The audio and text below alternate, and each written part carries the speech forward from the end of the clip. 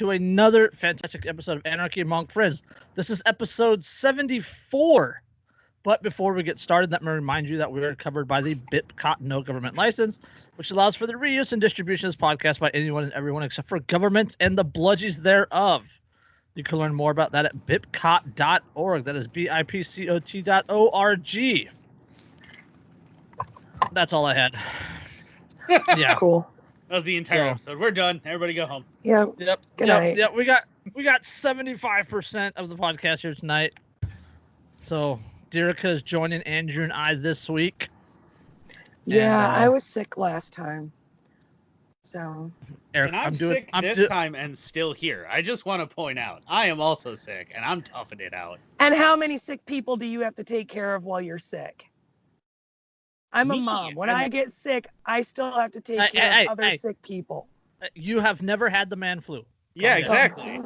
I have a man cold, all right? And I'm still powering through the horror that is the man cold. It is literally the equivalent of the bubonic plague. He is fighting shit off. I'm near death. You guys are fucking weenies. I'm powering through. I'm braving it. Some days someone will make a foundation in my honor.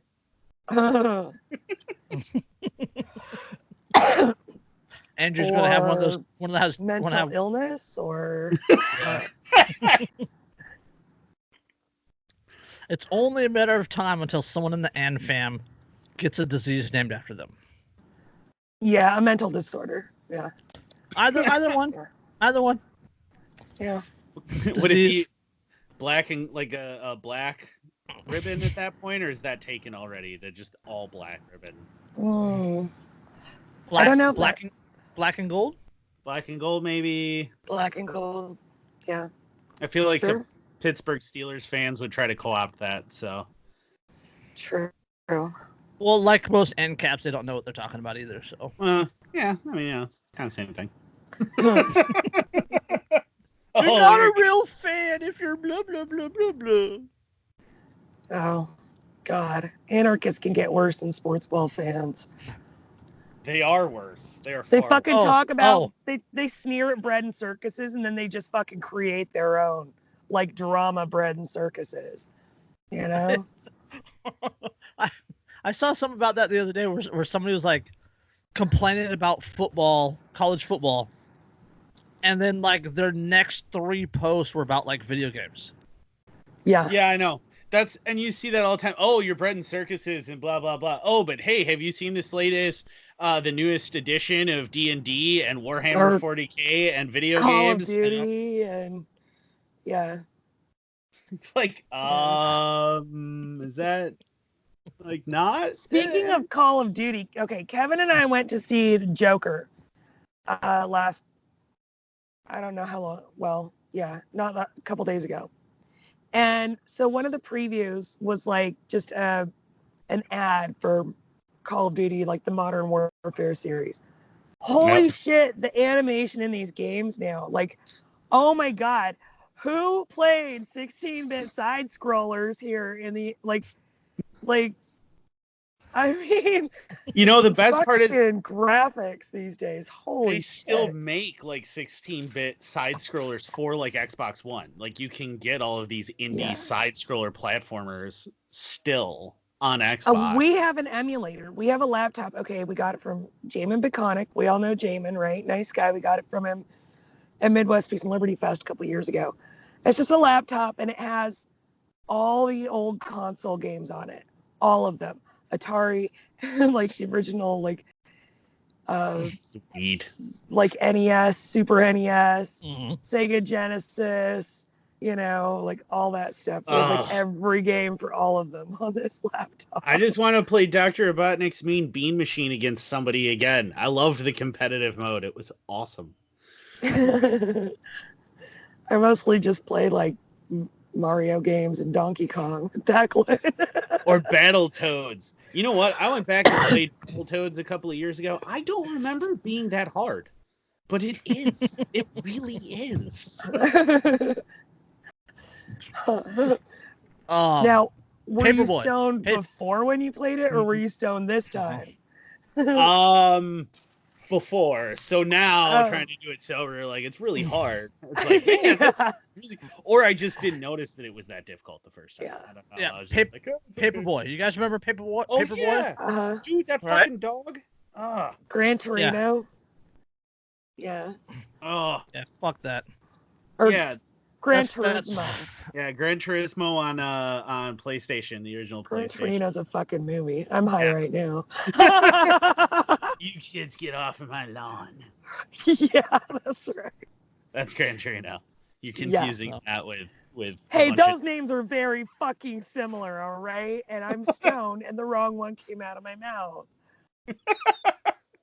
That can cause a lot of issues in your personal life. I'm just saying. For sake of the listeners at home, I am not going to make the joke going through my head. Bullshit for the sake of the listeners. Bullshit. Our listeners are fucking animals, just like us. Yeah, they are. You bunch of fucking filthy animals. Keep the change, you filthy animal.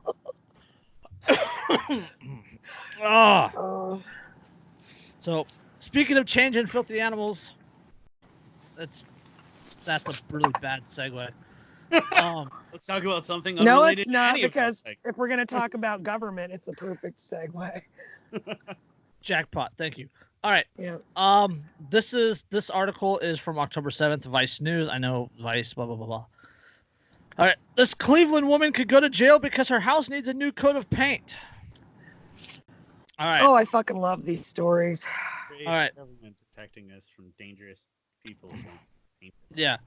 Tamara Adrene Davis posted 2 signs in the front of her lawn in Cleveland Heights, Ohio, home late Friday night. One warned passerby, quote, "I'm going to jail because I'm broke, disabled, and can't fix my home."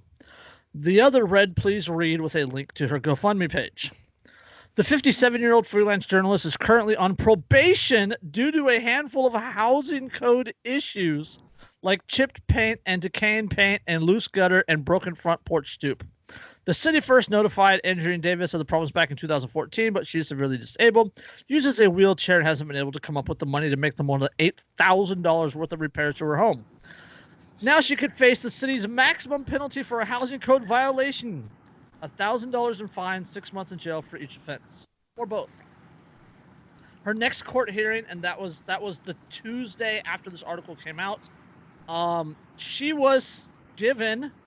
At her probation hearing, Tamara was given an additional 6 months to make the necessary repairs to her home.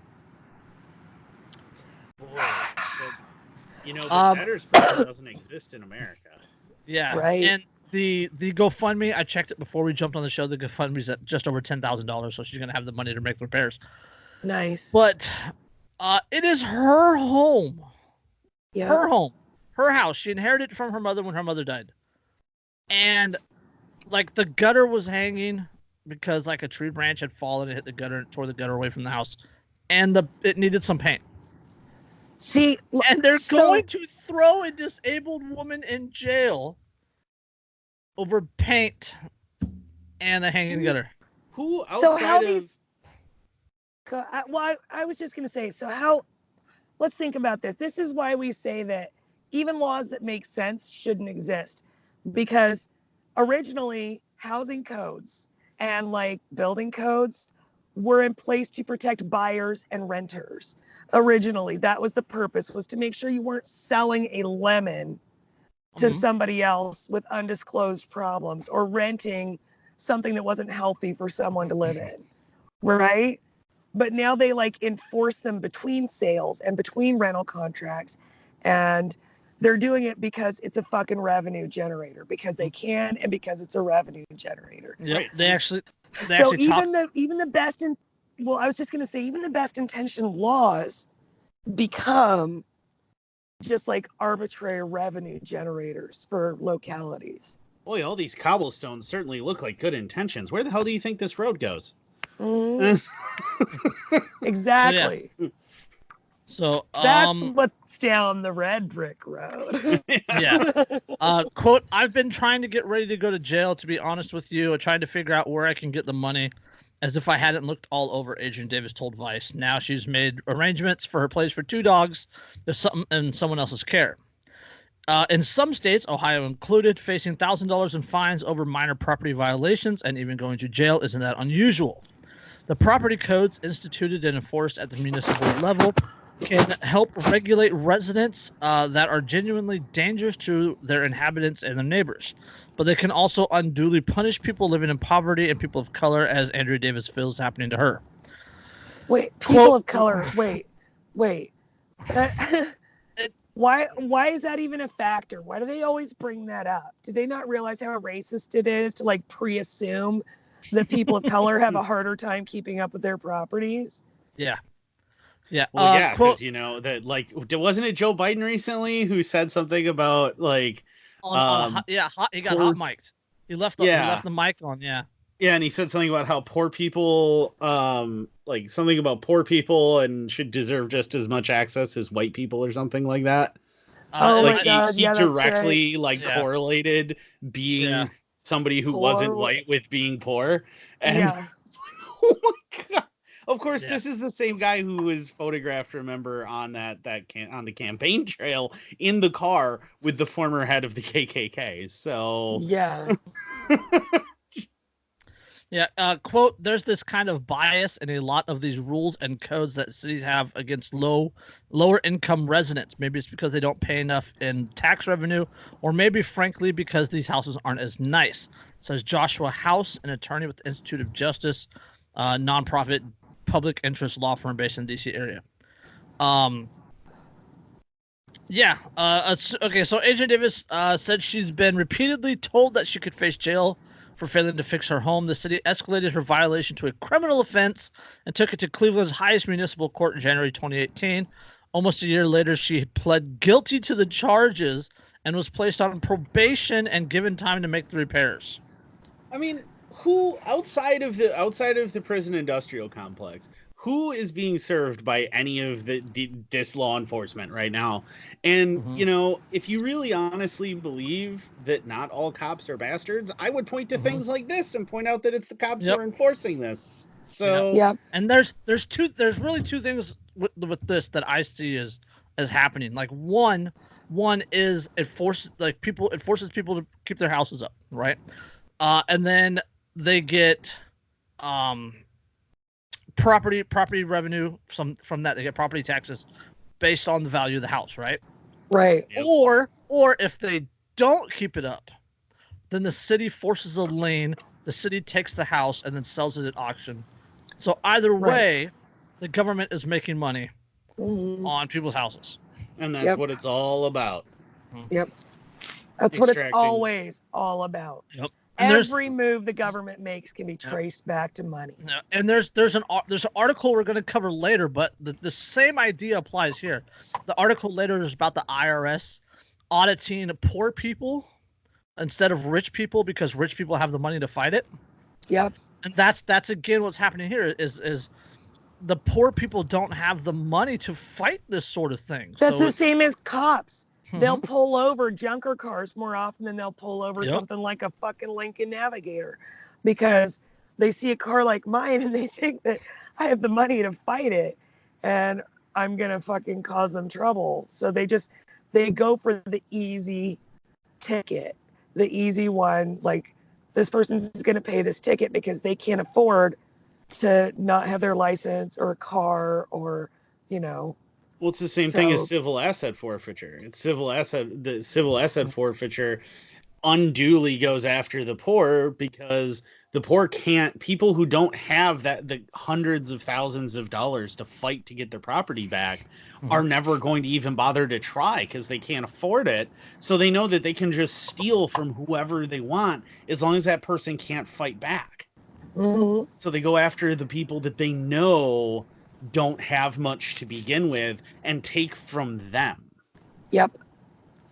Yeah, so in conclusion, they're all bastards. Yep. I mean, fucking sending I think she's like 57 or something like that, sending a disabled woman to jail because her paint is chipping and her gutter is hanging off her house, off her property. Yep. And if people still think that we are the land of the free, and people still believe sending her to that jail they is going actually to own their fix that. property.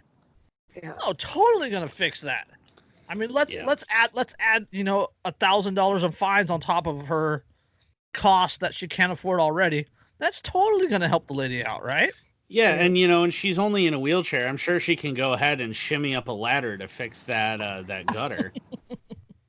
Like, are you kidding and me? there's an even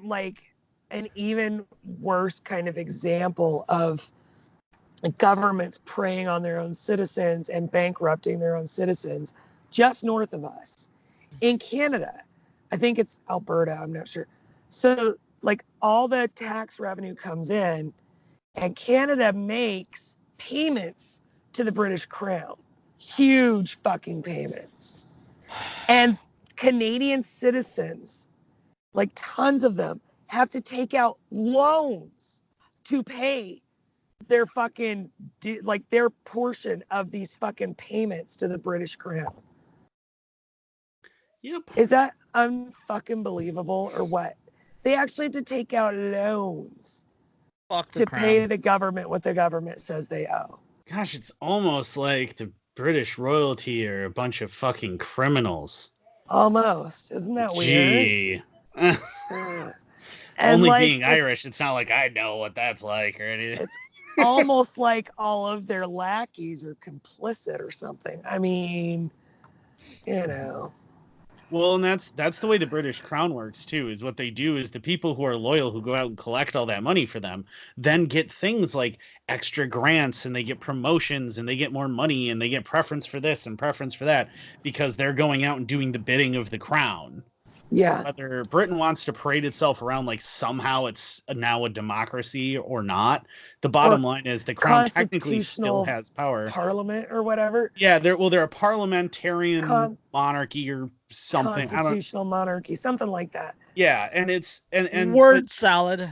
But the crown could the crown could cut all that shit off tomorrow if they wanted to. Yeah, technically all of the laws going clear back to the 11th and 12th centuries, the Magna Carta law, they're all still in place. None of those has been like repealed. So the crown still actually has absolute veto power on military operations. They still have absolute veto power on laws. They still have the ability to throw people in prison simply because they want to throw them in prison, and all they need to do is invent some sort of a charge for it. Like because they displeased the crown. Yeah. Yeah, so they actually still have all of that power, and they're still paid. The reason that the Queen can afford that massive mansion and all of that property and all those lavish things, the reason why the crown can do that is because they still are technically the landholders of the majority of the United Kingdom. So all of that tax revenue is still going to them simply because they were born in a given bloodline. And transfer payments from Canada. Yeah, and they Canada, not from Australia or New Zealand anymore, I don't think. Northern Ireland, let me think. Jersey. Ireland, I think, doesn't have to as much because it's a free state, not an independent republic, but a free state. That was part of the whole falling out between Dev and Collins. There's a couple of others too that are technically still British protectorates that still have to pay. Ghana, I want to say Ghana's still part of it. I think so. And there's at least one more in South America that actually is still paying to the British Crown. I can't remember. Is India still paying? I don't remember if India is or not. I know Hong Kong. I know Hong Kong was given back to China. Yeah, that's worked out well. Yeah. Actually, if you think about it, it kind of has. Like, because the people experienced more Western style of government for a while, like, a little more freedom than under communist totalitarian regime. And they don't fucking want to go back. Yeah, and then you have China's communist dictator saying that he'll grind their bones into dust, Yeah. Which is great. You see the new thing out of China to help quell the protest there? The Chinese government banned the importation of black clothing. Oh God. Because that's God! Can't all wear black now. Yeah, we're gonna go to a protest. Wait a minute, we don't have any black clothes. What are we supposed to wear? Oh, never mind. I guess we're gonna have to call it off. Yeah. Like, what? Are you kidding me? That is just. I don't have any black clothes, but I do have dark blue. Yeah, but I have really dark blue. I think maybe I can make something work. Guys, why don't we just change to all wear the exact same different color now? Why don't we all just wear brown or white or something? What they should do is they should all wear red and really throw a monkey wrench into things. You're gonna ban that? Yeah. Co-opt the commie colors. Do it. Just start wearing that. What are they gonna do now? You gonna ban this? No, I don't think you are. Make capes out of the Chinese flag. Yeah. Now I'm super angry. Although now they're also wearing to defeat the facial recognition. They're wearing LeBron James masks. LeBron James and like the and leader, like the Chinese president or whatever. as Winnie the Pooh. Because he looks like Winnie the Pooh. At him as Winnie the Pooh masks. And that's why Winnie the Pooh is banned in China, because somebody fucking made fun of him and said he looked like Winnie the Pooh. Yep. This is what communism looks like, kids. And now, because Blizzard Activision is so pro-China and apparently pro-commie and anti-freedom, at BlizzCon this year, no one is allowed Winnie the Pooh cosplay stuff. Oh, God. Not that anyone's going to BlizzCon this year because of the way Blizzard handled everything. And let alone as Winnie the Pooh. I mean... Well, people did. I mean, occasionally. But although I still, I definitely wear my Winnie the Pooh shirt now with a different perspective. It's Pooh, but in full, battle rattle. And it says Winnie the Pooh. I've seen that. Wasn't that a meme? Yeah, Yeah, I got that one. There's the same company makes that one. I really want to get that. Just remember, kids, even Winnie the Pooh kept a strap by his.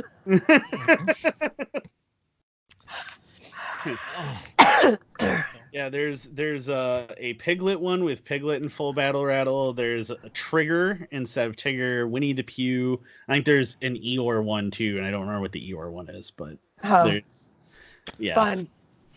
Yeah, very fun. So, all right, I got another What's our next article? This is it's good. It's gonna make the first article sound so much worse. Okay. And perspective is freedom associated. Okay, some of Los Angeles' homeless could get apartments that cost more than private homes. Jeez. Having made deep financial commitment to create housing for some of its 27,000 unsheltered homeless people, Los Angeles is falling short of building new apartments to take thousands of people off the streets, a new study finds.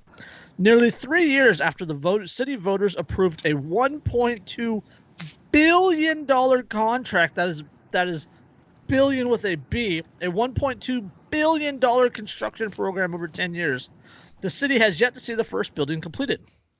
Average apartment costs have already zoomed more than $100,000 past prior predictions, according to the study by City Controller Ron Galperin.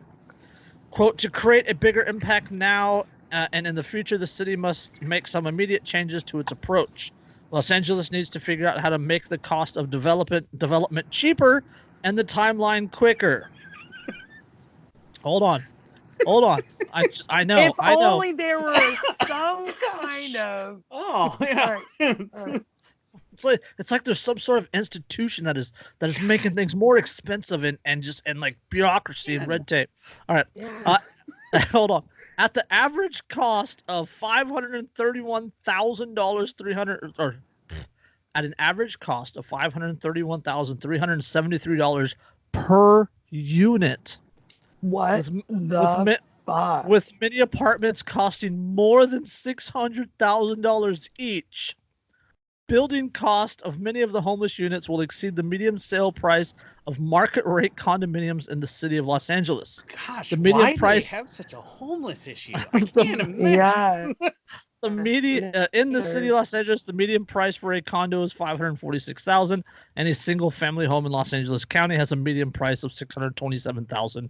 The study states. That's almost twice what our house cost. And our house is big. I mean, yeah. Over 2 acres, and it's nice. When my ex-wife and I got our house, it's a 5-bedroom, 2-bathroom house on a 3/4 of an acre with a 4-car garage, 3-stall 4-car garage, and a parking slip. And we paid $85,000 for it. Mm-hmm. Jesus. So, yeah, they're top insane. The average. That's the average cost. $531,373 per unit, average cost, and many of the apartments costing more than $600,000 each. Not the apartment building, the unit itself. A single unit, $600,000 of taxpayer money went to build it. Oh, they haven't been built yet. They haven't even built a single one. This is just estimations. And this is in the same city that just shut down that one millionaire's bunch of tiny homes that he built for the homeless, where he built however many hundreds of individual little tiny homes for homeless to be able to live in rent free until they could get on their feet and stuff. And he built them, and because they weren't up to building codes, the city shut it all down and said no. It's not building. It's because he didn't have a permit. Right. It was the permitting. Yeah, the permitting process. They shut it all down, and they won't let him have anybody move in there. They destroyed the tiny homes. Yeah, they bulldozed them, and they just took a bulldozer through and knocked them all down. Yeah, because of the building codes. And this is the same city that is now spending more than $500,000 per unit and still hasn't built a single unit. Yeah, let's put this in perspective against the free market for a second. My dad just bought, when I was there this summer, he bought a 32-unit apartment complex, brand new construction. Like, initial renters were still moving in when we stopped by there, right? $5 million for the whole thing. That would be like 9 units in Los Angeles, according to this study. Just for construction costs. That isn't even furnishing it, painting it. That's just building. 32 units in Oregon. Yeah. Mm-hmm. Yeah. And here in La Crosse right now, I mean, we're seeing us go the same way as LA, because all these developers are building all of these high-end condos and high-end apartments. Meanwhile, we have a serious housing issue for people who are median income or lower income, where they can't get in places. Yeah. And so the response from these developers was, we'll have a bunch of rent-controlled units, except that in order for them to still maximize their profits, their rent control, if the county will pay $1,500 towards the rent is now $2,300. Mm-hmm. So you still have to pay $800 a month out of your own pocket, even with the county assistance. And somehow this is beneficial. And the city keeps denying every time anyone wants to build smaller, cheaper units. The city denies it and then approves these big developers to build these giant, hyper expensive, the one for the low income that they built, the Gunbury Lofts here, where they took the old gun brewery and they converted into these really cool neo-industrial apartments, has a movie theater, a gym, like a fully appointed gym, and a pool in it. And it's half of the units are rent controlled. Huh. Explain to me momentarily. And that's their excuse for why they need to charge so much above and beyond the rent control is, well, but I mean, you get a pool and a movie theater and all this other stuff by living here, and which no one asked for. Yeah. Right. And again, people I just want shelter. They want a roof over their fucking heads. I have to read this quote again too, because this is the city controller, Ron Galprin. He says, Los Angeles needs to figure out how to make the cost of development cheaper and timeline quicker. Oh my God. Gosh, I wonder how you could do that. Oh, that's a fucking brain bender right there. Hold on. This one more paragraph. Okay, keep that in mind. One more paragraph. Prices rose dramatically because of the higher than expected cost of items other than actual construction, such as consultants and financing. These items comprise up to 40% of the cost of the new project, the study found. By contrast, for bureaucracy. By contrast, land acquisition costs average only 11% of the total cost. Yeah. Wait, hold on. Instead of the 10,000 apartments touted by the city leaders as the goal of the bond issue, the city measure known as Proposition HHH, it is now projected to provide only a total of 7,640 units. Oh, God. And that number is going to keep going down as the years wear on. Oh, yeah. Until it's like, hey, but we built a single 10-unit complex. What are you complaining about? It only cost us $1.5 billion. Yeah, like that's going to be what's going to happen, and they're going to tout it as this big thing. And that's where these statists don't get it. Like people who support socialism and communism and statism don't understand is that as soon as the state gets involved, the costs just keep increasing exponentially, whereas the free market, private individuals can do things quickly and efficiently and just, go, okay, here's where I'm at, here's my goal, here's how I get through it, do it, done. But when you have 3,500 alphabet people involved in building this thing, every one of those people needs to be paid. That's a whole bunch of ancillary costs that you don't need, and you drive up the cost, and they don't get it. They don't understand that all they're doing is going, hey, but we need to take care of the homeless in the least efficient, most expensive way possible.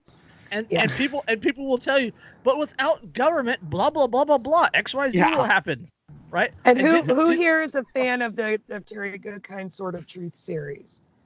Anybody? Terry Goodkind Sort of Truth. Yeah. Okay, no, Faith of the Fallen. It's like the fifth or sixth book in the series. Is all about this. Like, it's about exactly this. It's one of my favorite books ever because it just busts communism wide fucking open and exposes how stupid the socialization of like societal organization is, because it just rule by committee just makes everything so fucking expensive. Well, so fucking inefficient. Yeah, there was a gun developed because guns are my specialty. There's a gun developed in the, I want to say it was a British gun, I think. No, it was German. It was a German gun in the interwar period that was developed by committee, like where they voted on parts from these different designs and things. And it was like this Micah told me about this, I think. Yeah, it's like the single worst firearm the Germans have ever produced. It was absolutely awful in every possible way. Yeah, because my it was son developed told me by about committee. that. Yeah, and that's like the entire my reason. 17-year-old should be like a World War II historian. That kid knows a ridiculous amount about armaments from all involved parties in World War II. So he's got a thing for it. And I remember him telling me about that. And I was like, yep, that's why communism doesn't work. Yeah, and that's actually the entire reason why when the Third Reich came about, they specifically just sent out bids to private companies to develop, because they saw how bad that gun was and went, no, we're not doing that. That's terrible. That's a stupid idea. We're just going to have people just come up with it, and they're just going to run with it. I mean, even the Soviet freaking Union managed to figure that out. Like with gun development, they even went, okay, no, we're just going to have individual designers come up with stuff and then submit it. And then we'll give them feedback and then have them resubmit. And that's what we're going to do. Like, that's even if even the USSR can figure this out better than Los Angeles. I just want to point out. Thank God for tank drivers. Yeah. Yes. Comrade Kalashnikov. Yeah. Yes. That's how the AK-47 happened. It was submitted. He submitted a design. They said, okay, well, it's not bad, but here's a bunch of pointers that we think you should change. He listened to almost everything they said, and the other competitors who were the other big designers in Russian firearms history, none of them paid any attention to the recommendations, but because he had no formal education, he listened to everybody, came back with it, said, okay, I privately, took your advice, incorporated it the way I thought would work best, and here it is, and we got the AK. So, the one good thing communism has ever produced. So, Well, It is a no, there's two good things that communism has produced: the AK-47 and less commies. Well, that's true. Yeah. So. Yay for starvation. That's called natural selection. Yeah. Nothing does it. It's more commies. Speaking of that, Venezuela just increased its minimum wage by 350% to keep up, with inflation.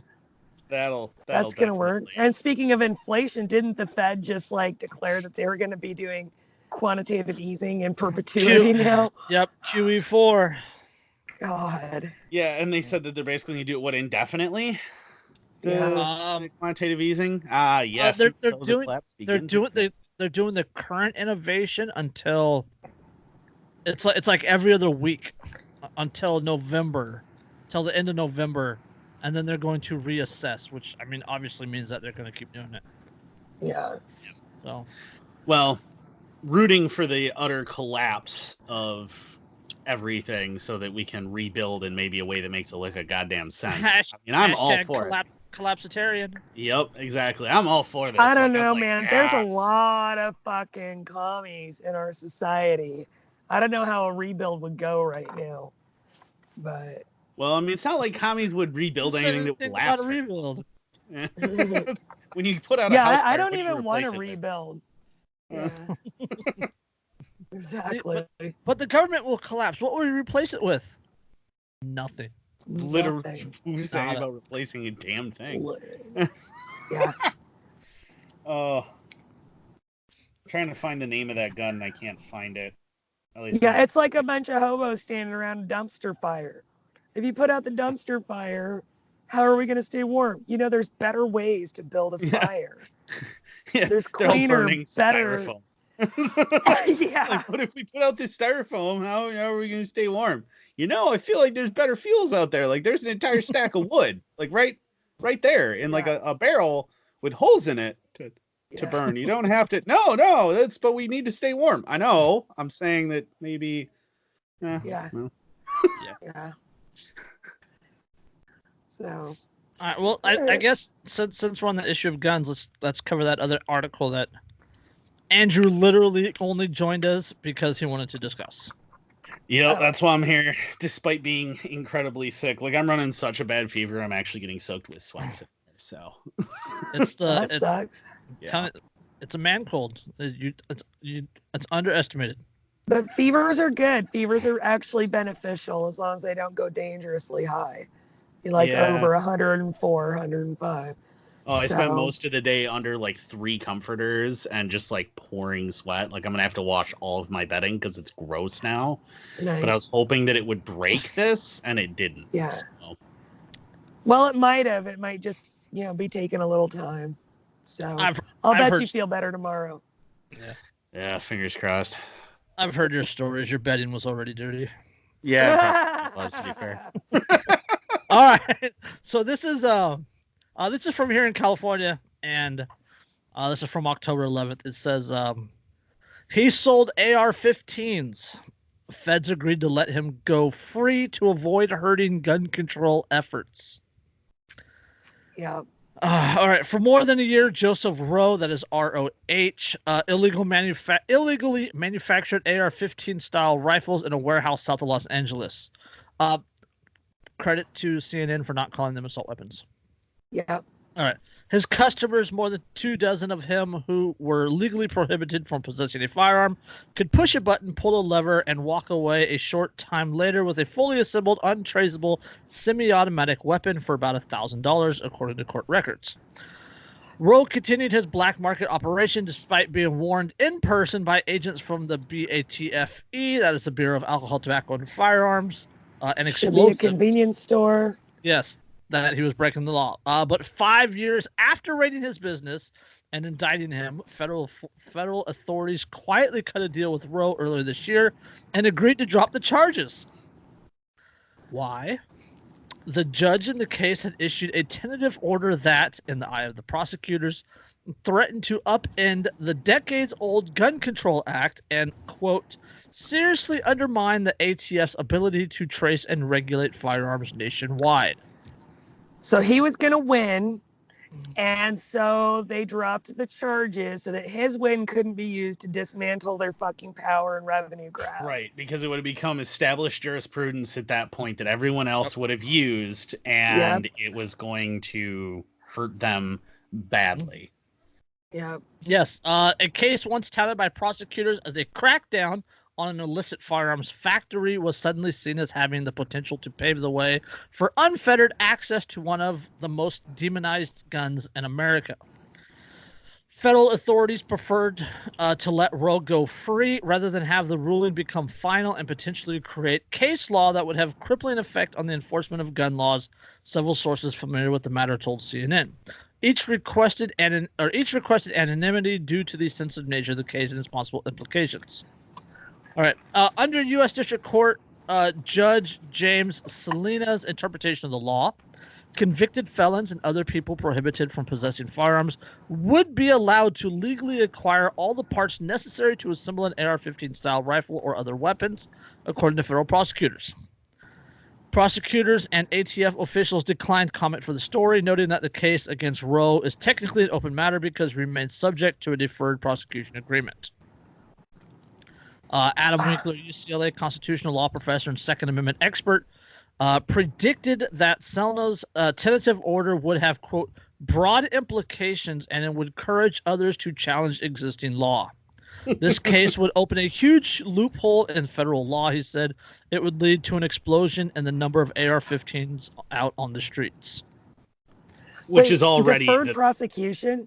It is deferred prosecution. I mean, that sounds like he's not getting a speedy trial. I feel like there's some document somewhere that says that they're not supposed to do that. Am I wrong? They don't. Let's see. I don't know what you're talking about. I don't remember. Let's see. Deferred prosecution agreement, which is similar to a non-prosecution agreement, is a voluntary alternative to an adjunctation in which a prosecutor agrees to grant amnesty in exchange for a defendant agreeing to fulfill certain requirements. So basically, a plea deal. It's a plea. It's a deal. It's a deal. Yeah. Yeah, it's a plea deal that he agreed to because really, I mean, personally, if that had been me, I would have been like, bring it and not agreed to a plea deal at all. Yeah, me too. However, I would have forced the issue because the judge already said that his ruling was going to be favorable. Why make any concession? Yeah, at that point at all. I don't get it. So okay, let's see. Okay, what was the other paragraph? The other paragraph. Though incapable of fire. Okay. Under federal laws, the one regulated individual part of a firearm is what's known as the frame or receiver. On the AR-15, that's the lower receiver, a piece that, among other things, provides a housing for the hammer and firing mechanism of a gun. Though incapable of firing a round, the part is considered a gun in its own right and is subject to the same restrictions as a fully intact firearm. Manufacturers must stamp it with a serial number, and licensed dealers are required to conduct background checks on prospective buyers. The restrictions are intended in part to keep felons and other people prohibited from possessing the firearm from acquiring them piece by piece. Yep. Yeah. So it's okay. And here, the AR-15s, however, do not have a single receiver that meets that definition. They have both an upper and lower receiver, two parts as opposed to a single part described in the law. Yep. Yeah, and the issue in Roe's case was whether the law could fairly be interpreted to apply to just the lower receiver of an AR-15, as the ATF has been doing for decades. To rule otherwise, quote, would sweep aside more than 50 years of ATF regulation of AR-15s and other semi-automatic firearms. So Andrew has a prop. You going to show us what we're talking about here? I got a couple. So what he was selling was this. This is an 80% lower. There's no pocket for the trigger. Yes. So it is technically 80% lower is 80% is approximately 80% of a finished firearm. Right. Now, does that have any moving parts at all? No. No, there's nothing moving. You cannot put a trigger in here. You cannot put a selector switch in here. You cannot put a hammer or a sear it is or literally anything. just a molded or carved piece of matter. Right. Essentially. It's a piece of metal. It's a piece of aluminum. This is 7075. This is actually from Firearms Unknown, by the way. Shout out to California again. Yep. Before they were Firearms Unknown, though, when I got this one, it was Aries. That's how long this has been sitting around unfinished. Yep. But Dimitri Karius, what's up, brother? Yeah. So this is actually an 80% lower. This is not a firearm. This is not even a firearm component in its present state. Nope. Right. This is what he was selling. So what he was doing is he was selling people these, which you do not need a license to sell. You can ship them FedEx directly to people's houses. You could buy them through the mail without background check because they are. You can firearms. build them yourself. Right. I mean, and so then what you do is you get a jig. That's the entire point. Yeah. Yeah. So you get a jig and an end mill that just goes in a router, like you would use for woodworking, and you clamp this in, and then you mill everything out, and you take a drill press and you drill a hole here and drill holes other places. Knowledge to make any use of this item. No. You don't need any machining knowledge. It completely walks you through the whole thing. But all he was doing is he was selling people the jigs and everything else, and then giving them pointers as they created them themselves. And under federal law, a home-built firearm does not need a serial number, and there is no background check required. And in fact, SCOTUS established jurisprudence says that it would be unenforceable to try and ban it anyway. So it's automatically just legal and protected under the Second Amendment. Okay, so this is what he was selling. But what the issue that came up was when he was completing these for people and then giving them to them and up for an AR, or completing the whole thing, clipping it together, and then selling that to them. And that's what they're prosecuting him for. However, what he argued is that under the federal law, in order to be a receiver, it has to house the hammer and trigger group, the bolt, and the barrel. Mm-hmm. The hammer and trigger group goes in here, but the bolt and barrel do not. Which means, because those are part of the upper, which you can. Right. So you can put a hammer and trigger here, but there's no place for that bolt. That bolt's going to ride right here on the upper. So because it's a two-part receiver, neither this piece nor the upper, and I didn't want to bust out one of my completed ARs to do it because they're just, big and unwieldy, but I'm in a small space. But under the legal definition, neither the upper nor the lower of an AR truly counts as a receiver. And that was his argument, which the judge agreed with. Yep. This part, to this point, the ATF has been ruling is a firearm and is the part of the AR that is the firearm. Which is ridiculous, because it can't fire shit. Right, you can't fire anything, but they said because it houses the hammer, and their argument has been, well, it's the method with which it fires that is housed here, therefore, this is the firearm. He successfully argued, but it doesn't have the bolt or the barrel, so it doesn't meet that definition. And if that had stood, then this isn't a regulated part anymore, and neither is the upper, because it doesn't have a trigger or hammer, which means that an AR-15 has no regulated parts. Not only an AR-15, this would also apply to semi-automatic pistols. Yep, and pistols also don't meet that. Actually, I think it's slightly different for pistols. I think the definition reads slightly different, doesn't it? That it makes exception for it. It's the same thing with the lower. Right, because the lower on a pistol is the serialized part. Right, but it depends on the gun that you're talking about, because if it's got a fixed barrel at that point, that's still... like a revolver. A revolver is technically a firearm, or a CZ, like a Czech CZ. That's or a Tokarev. They have fixed barrels. They're blowback. Right, but if we're talking about like a Witness or whatever, or a Glock. Yeah. Or 1911 for that matter, because that's all housed in the slide in the upper part. That the frame doesn't actually count as a receiver. Which is an unregulated part. I mean, you can buy those through the mail.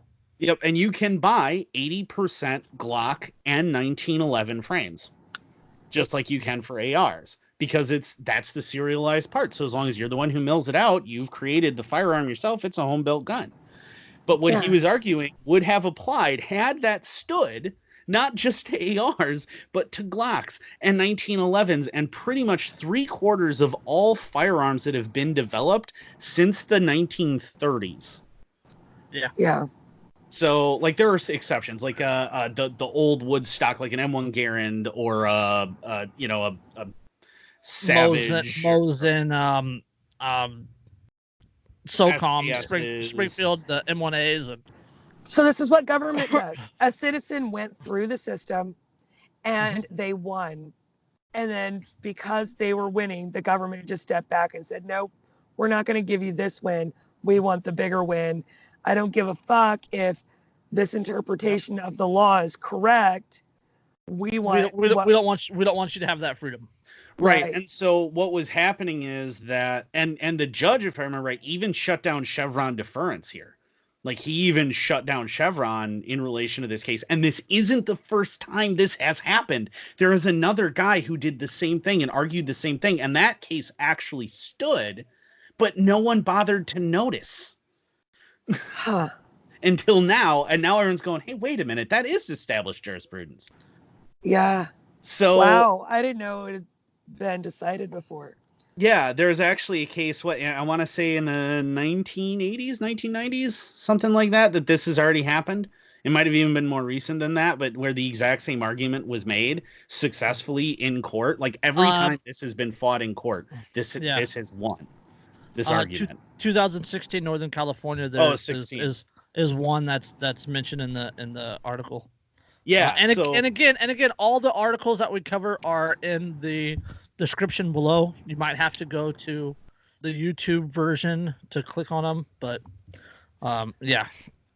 So this is something that has happened before successfully. Somebody has made the exact same argument and won again.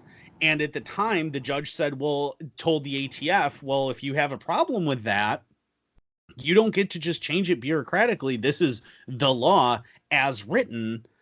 It's not open for interpretation here because the law spells it out. That's what Chevron deference basically is. Chevron deference is basically saying, well, because the law is a little murky here, the bureaucrats get to decide what matches that as long as it's reasonable and makes sense. They get to interpret for implementation. Right, exactly. But with this, because it's so clear and lists specifically parts that need to be there, he's like, no, you don't get to use Chevron here. That doesn't apply. This is a thing that you're just going to have to deal with. And if you want it changed, it's going to have to be changed legislatively. And no one wants to change it legislatively because trying to change it would require amending so many other laws that it's almost impossible that it would all get passed. So no one's even bothered. And all this guy had to freaking do was push this. Yeah. Was to say, no, I don't accept your deal. Fuck you. I was winning. Yeah. It was a 4-year wait for a 4-day trial. Oh, good Lord. Because that's how they work. When they know they're going to lose, they delay and delay and delay and delay and delay. Trying to make sure that your life is on hold so long you give up. I mean, it's like that guy who had the powdered milk and wound up pleading guilty to cocaine possession because they made him wait so long he couldn't have his life on hold any longer. So he just dealt with it. They pulled the same crap with me. And I wound up having to plead to a couple of criminal charges because, I mean, they're misdemeanors, obviously, but I still had to plead to them because I couldn't keep my life on hold anymore. Like, there's only so long that you can go because people won't hire you if you're facing multiple years in prison. People won't rent to you. They won't rent apartments if you're facing prosecution. Like, this isn't something that you can just stay indefinitely, but the government can just sit back and wait. So, yeah.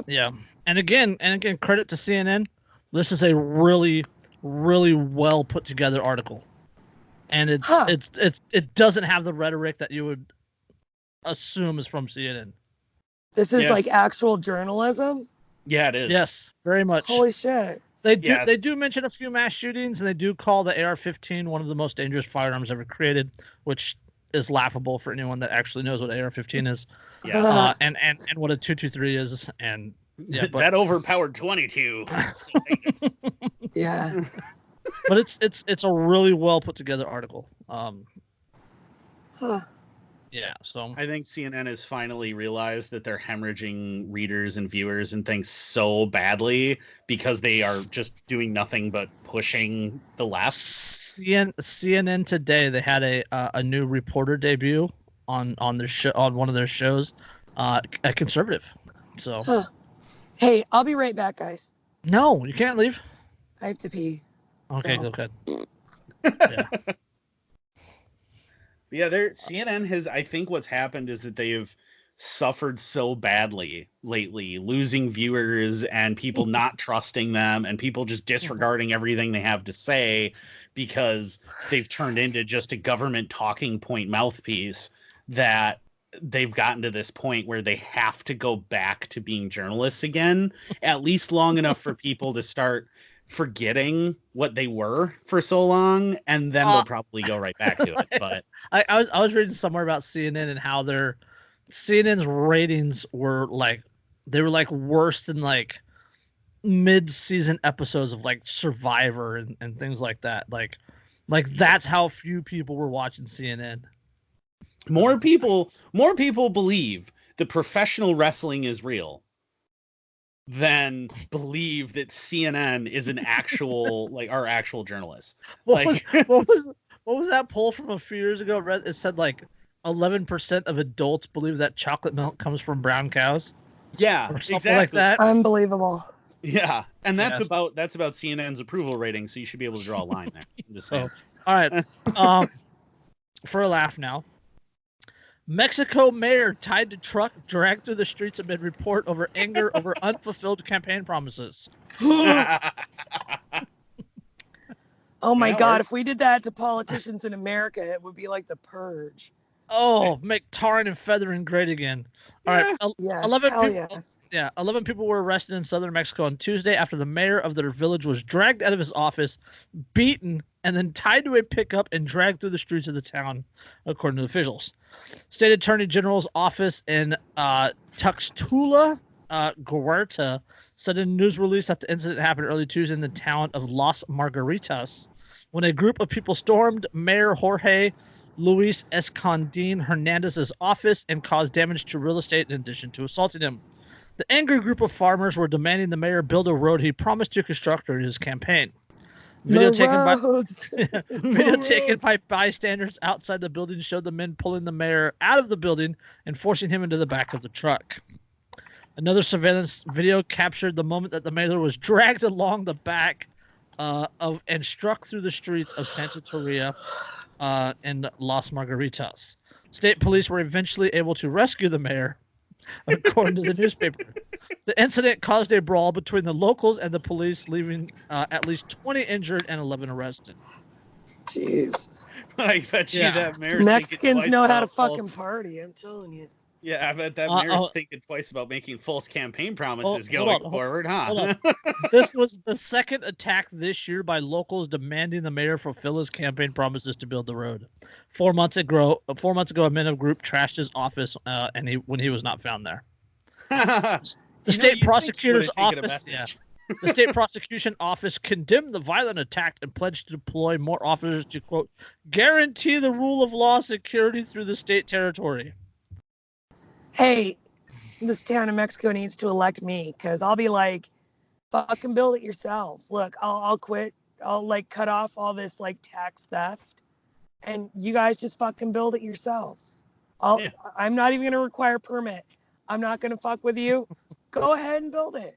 See, that's why people don't though, is because if they try, government gets after them and causes them problems. They only have one option for these, public infrastructure things, and that's government. And then now everybody thinks government is the only way to achieve that. Government needs to find a way to do things faster and cheaper. Yep. Yeah.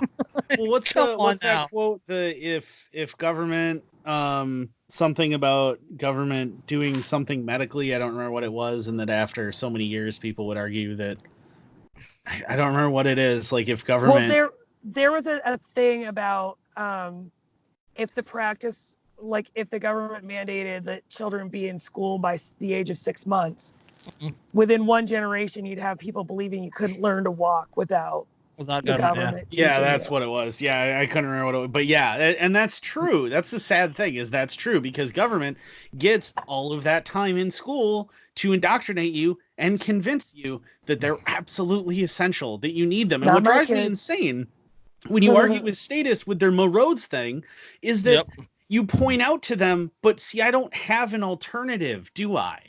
If I try an alternative, they'll beat me up and cage me and murder me. So I have no choice. They haven't given me another option. They made it all illegal and then threatened force for anyone who doesn't take the only option that they're offering you. Right. Yeah, I use that article, or that line of thinking all the time when talking about anarchy, and people would be like, oh, well, why hasn't it been tried? Blah, blah, blah, blah, blah. Well, because anarchy doesn't have a 13-year, 1,500 or 15,000 hour mandatory indoctrination program. Yep. If anarchy had a 13-year, 15,000 hour mandatory program, number one, it wouldn't be anarchy. And number two, within a generation, we'd actually be free. Yeah. Well, see, but the thing is if anarchists tried that and had some sort of a program that was that long, it would be teaching you self-sufficiency, how to farm, how to work on your own home, how to build your own home, how to do all these things, how to form a budget, how to run a business, all of these actual education things. Basic engineering. So if you want to build a fucking road, you can, you know? Yeah, exactly. This is how you defend your cannabis plants with a fully automatic weapon you bought on eBay for Bitcoin.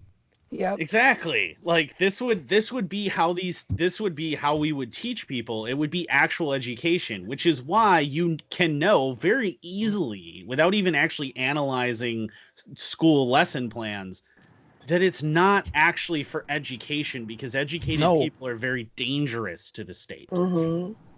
And I was just talking about that with the kids the other day. I was talking to Micah, and I told him, if you think about it, public school is like the biggest conflict of interest ever. Ever. It is a huge conflict of interest. The people in power who need you to be a sheep, who need you to be obedient, they are responsible for essentially raising you from the age of 5 to 18? Get the fuck out of here. How is that not considered a conflict of interest? It's fucking grooming. That's what public school is. It's not considered a conflict of interest because the people that went through the program decide what is a conflict of interest. Exactly. Yeah. And but somehow we can trust all of this. This is all trustworthy. And you know, and you think about it, and like we were just talking about with the courts and stuff, and you look at this and like, let's say these people had wanted to go about the mayor not fulfilling his promises the right way. They would have had to beg the state to hold the state accountable for things that the state said they were going to do. And when that didn't work, they would have to vote for someone else, right, who made new promises that they weren't going to keep, and so on and so forth ad nauseum.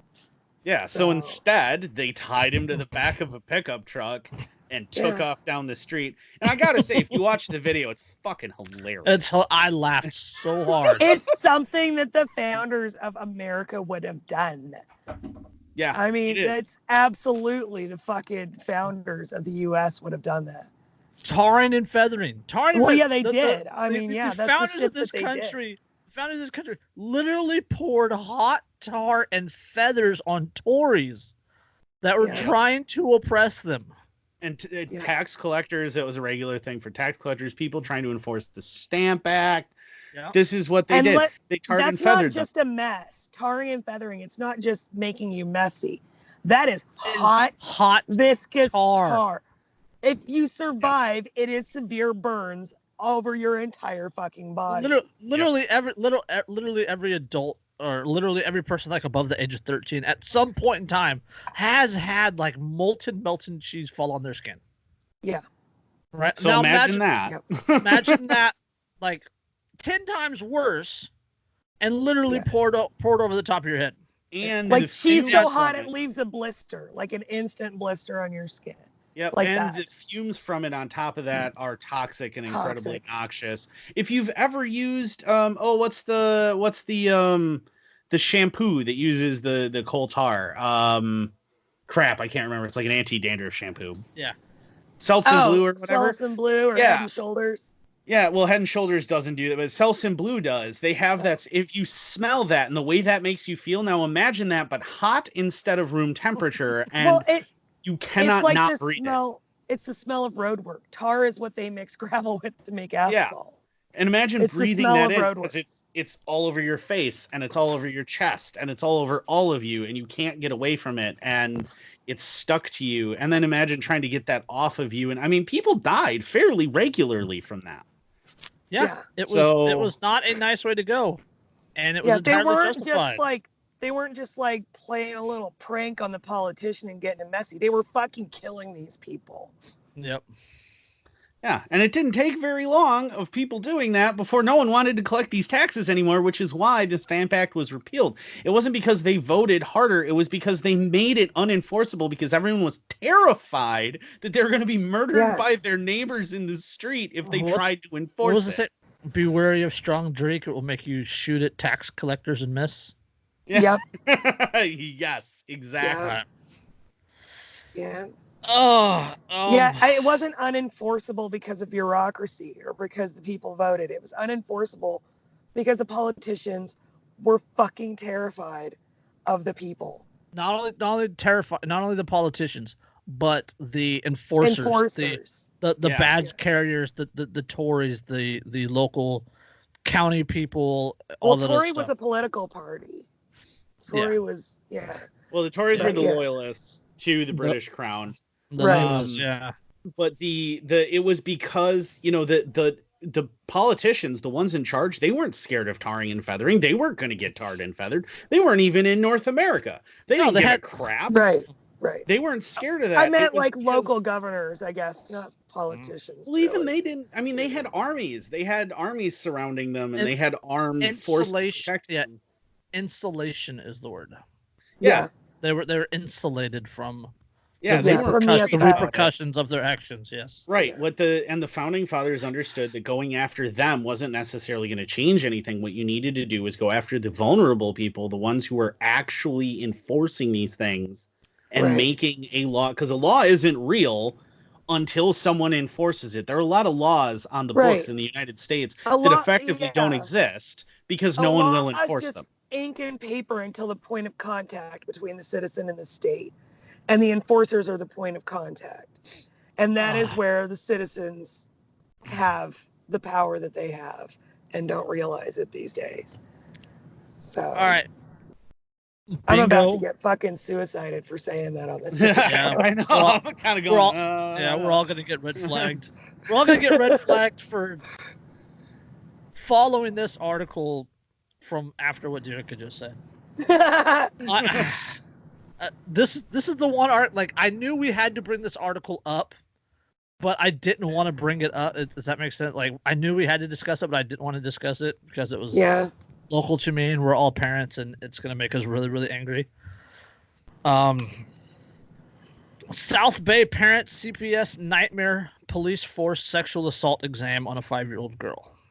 Yeah, that article. Oh. Okay, this is Mountain View.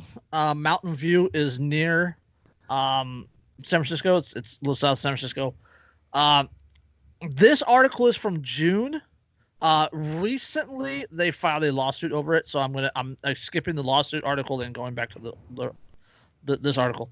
5-year-old Madeline Lothar went on a play date to a trampoline park on Friday afternoon in January. She climbed on top of this rope, got scared, lost her grip, landed in a large knot at the bottom. So she fell. So she was hanging onto a rope, fell, and landed on the knot at the bottom of the rope. Quote, she was crying. She went into the foam pit and continued to play with her friends, and she was crying, holding her private area, said Madeline's mother, Danielle.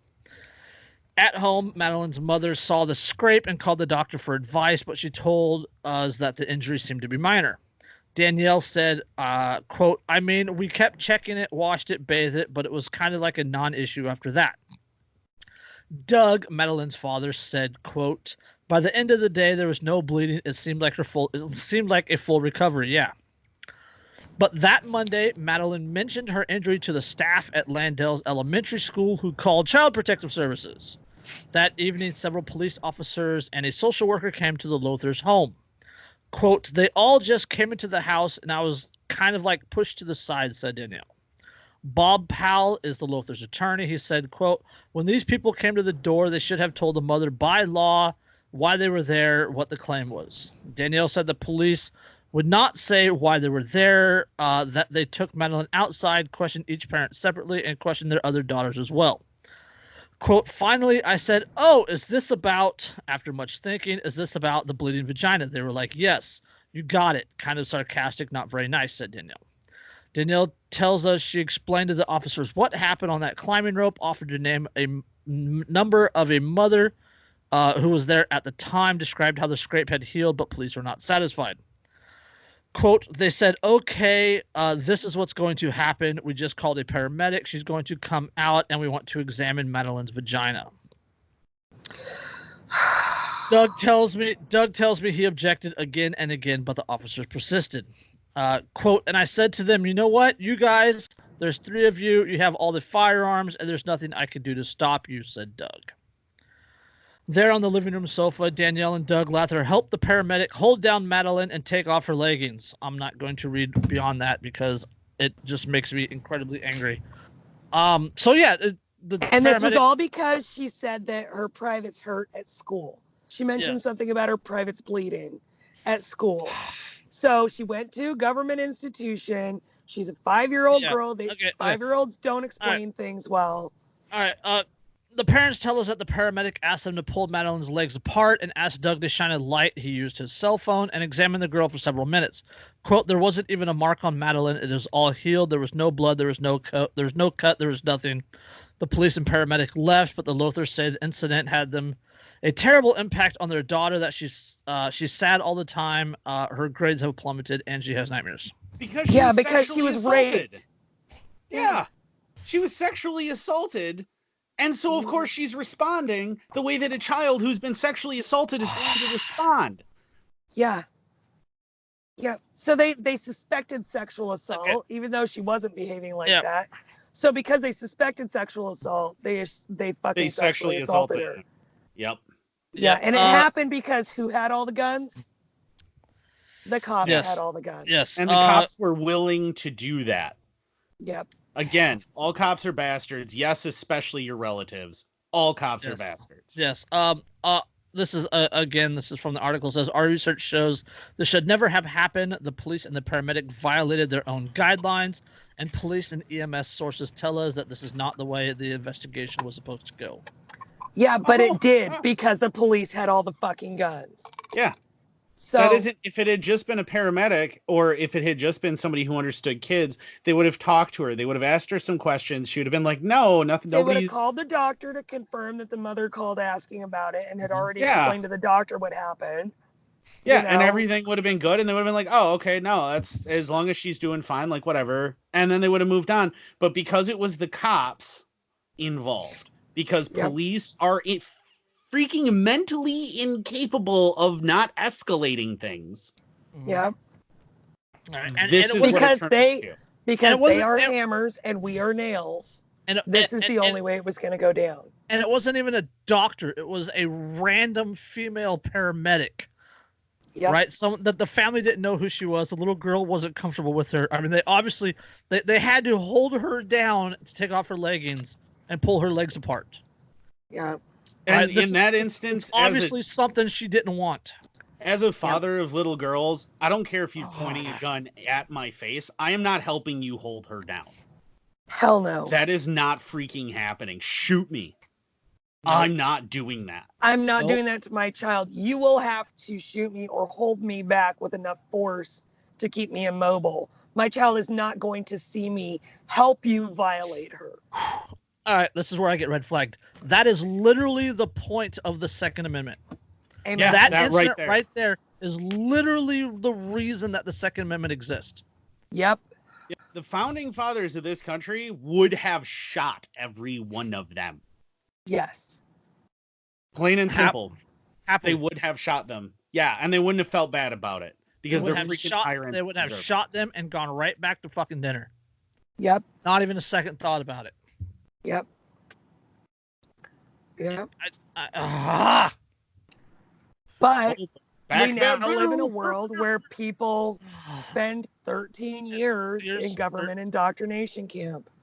Well, this is what government indoctrination camp does to you folks. And look at what they do in school. They have those the school visits by the cops, and look at how cool our police cars are, and look at how friendly this guy is, and blah blah blah, and pretend that they won't kill you or sexually assault a 5-year-old because they happen to be in the mood.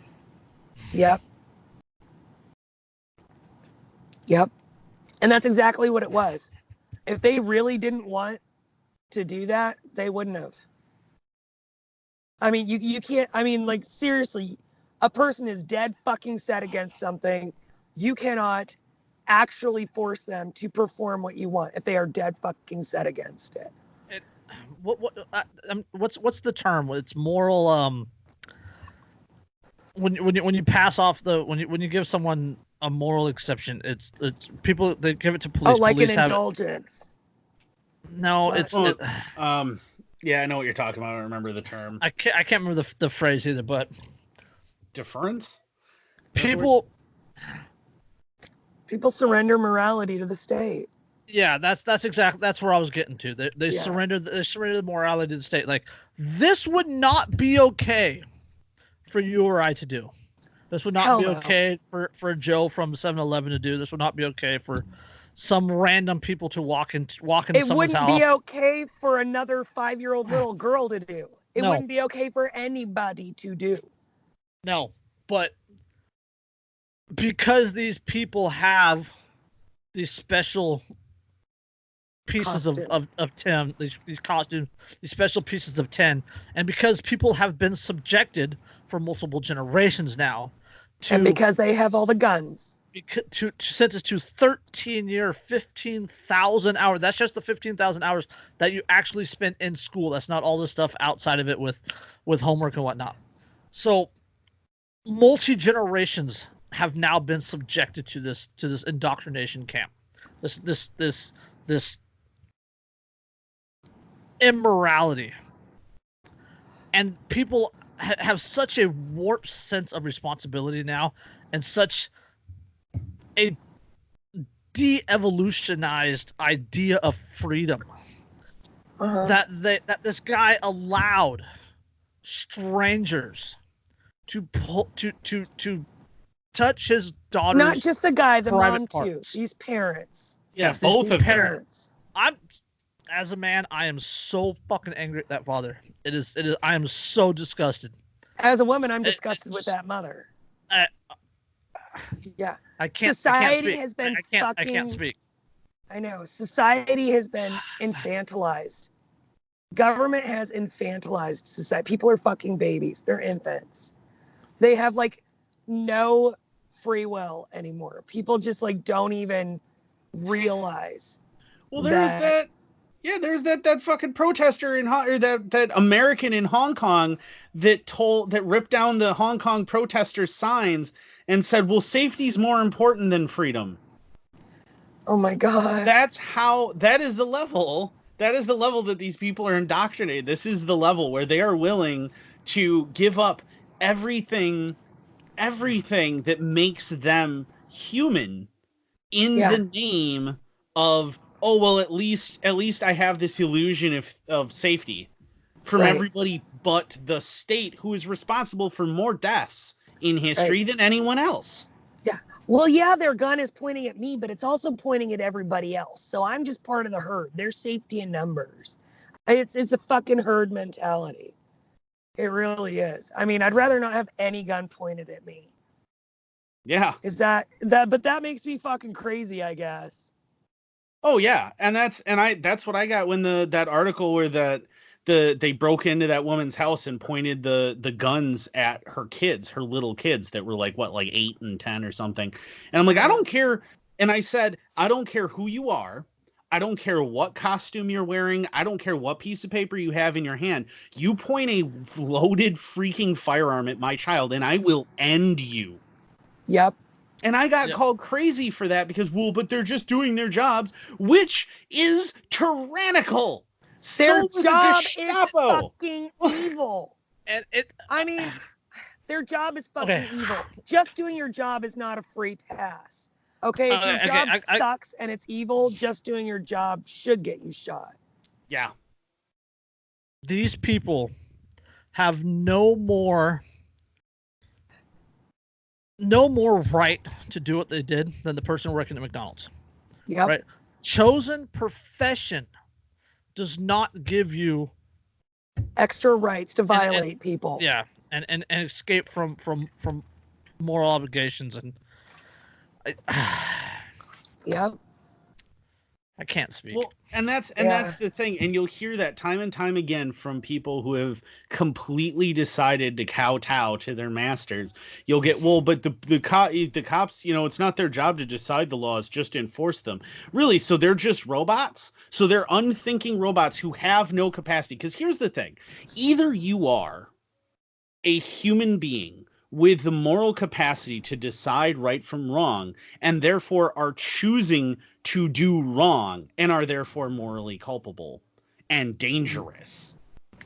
Or you are an unthinking robot incapable of making moral decisions and are therefore dangerous. And unfit to interact with the public. Right. Yep. It's one of those two. Either way, there is no cop-out here for the cops. There is no way out. It's called a cop-out. Yeah, exactly. There is no way for them to get out of this. No matter what, they are still doing evil things, which, makes you what? Evil. Evil. Yep. Yep. You don't get to just sleep. I mean, I know some of them have little pangs of conscience here and there, but those are fucking choices they made. I feel like they don't get to be traumatized by traumatizing other fucking people. Stop fucking traumatizing other people.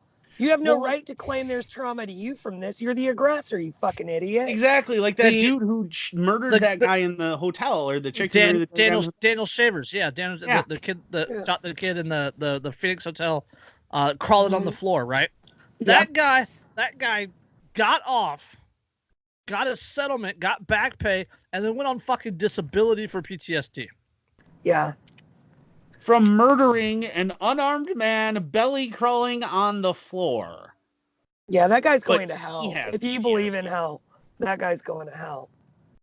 Personally, I think pretty much all police are going to hell. Okay. All right. Okay. Which is exactly what they deserve. All right. To piggyback on that one and to piggyback on everything else we've been talking about, convictions of law enforcement officers in police shootings. How often does that happen? This is from 11live.com. This came out on October 15th. The conviction of now former DeKalb County officer Robert Olson of lesser felonies but not murder for killing an unarmed and unclothed Anthony Hill is not unusual. Olson's sentence is scheduled for November 1st, and whatever happens next in the case, one fact remains. Convictions of law enforcement officers for killing someone in the line of duty are rare in this country. The numbers are staggering. Since 1980, according to the FBI, 85 officers have been murdered in the line of duty every year in the U.S. on average. That's in addition to the dozens more who die every year from other reasons such as accidents and suicide. That is not even close to the most dangerous job in this fucking country. Not even close. So not even close. And since 2005, there have been more than 13,000 deadly police shootings in the U.S. Since 2005. Since 2005. So this is 14 years. 13,000 police shootings in the U.S. That's an averages to nearly 1,000 cases a year of officers shooting and killing someone, or between 2 and 3 a day. Yeah, that's like 1,300 cops dead and 10 times that many people. 85 a year times 12, you're looking at or times 14, you said. Yeah, times 14. Yeah, on average. So I have blah blah blah because I can't do math in my head. That's 1,190. Oh, okay. I said 12. Yeah. So less. So it's like 1,190 in the last 14 years, as opposed to 13,000 the last 4 years. Okay. Citizens. Yeah. Let's see. Quote, most of the fatal police shootings across this country result in finding that the officer was legally justified of using deadly force, explained criminal justice professor Philip Stinson, the director of the studies, in an interview with 11 Live on Monday after the Olson verdict. Dr. Stinson is one of the nation's leading authorities on police and crime integrity. Since 2005, his research shows that out of those 13,000 deadly police shootings, a tiny fraction, only 106 officers have been charged with murder or manslaughter. Hey, Andrew, look up a stat real quick, since I know you have a computer there or whatever. How many American service members have died in war since 2005? Jason, continue while Andrew looks that up. It's a little. It's a lot. Yeah. So since 2005, his research shows that out of those 13,000 deadly police shootings, a tiny fraction, only 106 officers, have been charged with murder or manslaughter. Even fewer, 33 of them have been convicted, but not for murder. They were convicted of lesser charges, as Olson was in Declan County on Monday. Only 4 of them so far have been convicted of murder. There are 25 officers charged with murder that are currently awaiting trial. Stinson said that even when prosecutors presented video evidence that they think proves the officer used excessive deadly force, juries rarely convict the officers of murder. Quote, juries are very reluctant to second-guess the split-second life or death decision of police officers on potentially violent street encounters. His research shows that officers in the country who were convicted of murder are sentenced to serve, on average, 12 and a half years in prison. 12 years for murdering someone. Oh, and by the way, that statistic, since 2001, since we invaded Afghanistan, it's just a hair over 5,000. Yeah, and the military is less than 1% the size of the American population. So, I mean, if you extrapolate numbers here, you're almost as likely to be killed by a cop as you are to be killed in war as an American. As an active duty combat soldier in combat, you are about equally likely to die as an average American during an interaction with a cop. Yep. Yeah. That's I mean, I don't have. I need to research and pull the actual numbers on this, but I had a feeling it was pretty fucking congruent. I mean, they're the standing army that the founders warned us about. Yeah. And meanwhile, let's go through a list, shall we? This is what I was looking at. Let's go through a list of jobs that are more dangerous than being a police officer in the United States. Okay. Construction laborers. I've done several of them. Yeah. So construction laborers. Check, done that. Still survived. First line supervisors of mechanics, installers, and repairers. Not even the actual mechanics, installers, and repairers, just their supervisors. Ground maintenance workers. So the guy who does your lawn is more likely to die doing his job than a cop.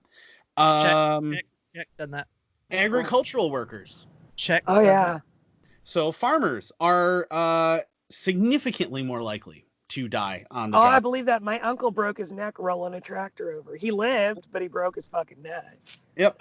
First line supervisors of construction trades and extraction workers. So again, foremen, not even the actual construction workers, foremen. Farmers, ranchers, and other agricultural managers. Check, done that. Drivers and sales workers and truck drivers. So door-to-door salesmen are more likely to die on the job than a cop. It keeps going. Structural iron and steel workers. Oh, yeah. Garbage men, refuse and recyclable materials workers. Definitely. Yeah, that's a more dangerous job than most people realize. To put this in perspective, we're only going through the top 15 here because 15 is where cops sit in the top 25 most dangerous jobs in the U.S. And garbage men are number 5. Mm-hmm. Number 4 is roofers. Yeah. Check, done that. Aircraft pilots and flight engineers. Mm-hmm. Fishermen and fishing-related workers. Definitely one of the most dangerous. Yeah. And linemen, right? No, number 1, I'm sure Jason can guess what number 1 is. Loggers. Oh, yeah, logging. Yep. Number 1 is, in fact, loggers. Ask me how my knee knows about logging. Yeah. In 2006 alone, there are 135.9 deaths per 100,000 fatal workers. In comparison, among police, so for a direct comparison here, among police, there were, let me find them. There they are, 14.6 per 100,000. Yeah. So there are 100, or what is it, 10 times? 10 times? And yet, more. And yet they're the ones who get to shoot your chihuahua because they feared for their fucking lives. Yeah. But they're the ones who just want to get back to their families. Mm-hmm. I mean, garbage workers deal with almost the exact same kind of stuff that cops do. They go to people's homes. They got to deal with dogs, all these other things. And yet they manage to not murder the dogs. Yep. I mean, there are tons of videos out there of even like UPS guys show up to houses where they know there are dogs. There's a YouTube channel of UPS guys and the dogs that love them. Yeah, where they like jump into their trucks and stuff to say hello and everything. These people interact with animals far more than cops, and yet the cops fear for their lives over chihuahuas and min pins. Yep.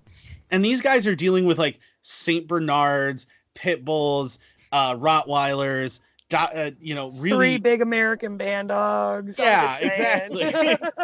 that could push through a fucking deer fence. Yeah. Yeah. And they manage to go, oh, hey, the best way to deal with them is to make them like me. So here's some treats. Here you go, buddy. And then everything's good. And they just move on. I mean, we had ammo out in our backyard. And our backyard was like a 6.5 foot high fence. And we had ammo out and we didn't expect any packages. And the package guy, who really should have noticed the beware of dog sign, just walked in, saw ammo went running over, and we just went, hi. And he went, hey, buddy. That was his reaction. Hey, buddy. Mm-hmm. And then tossed him a treat. And Mo was like, oh boy, and just wagging his tail and all excited and whatever else. Mm-hmm. And this guy that we didn't know had just wandered into our yard, and he was fine because he handled it correctly.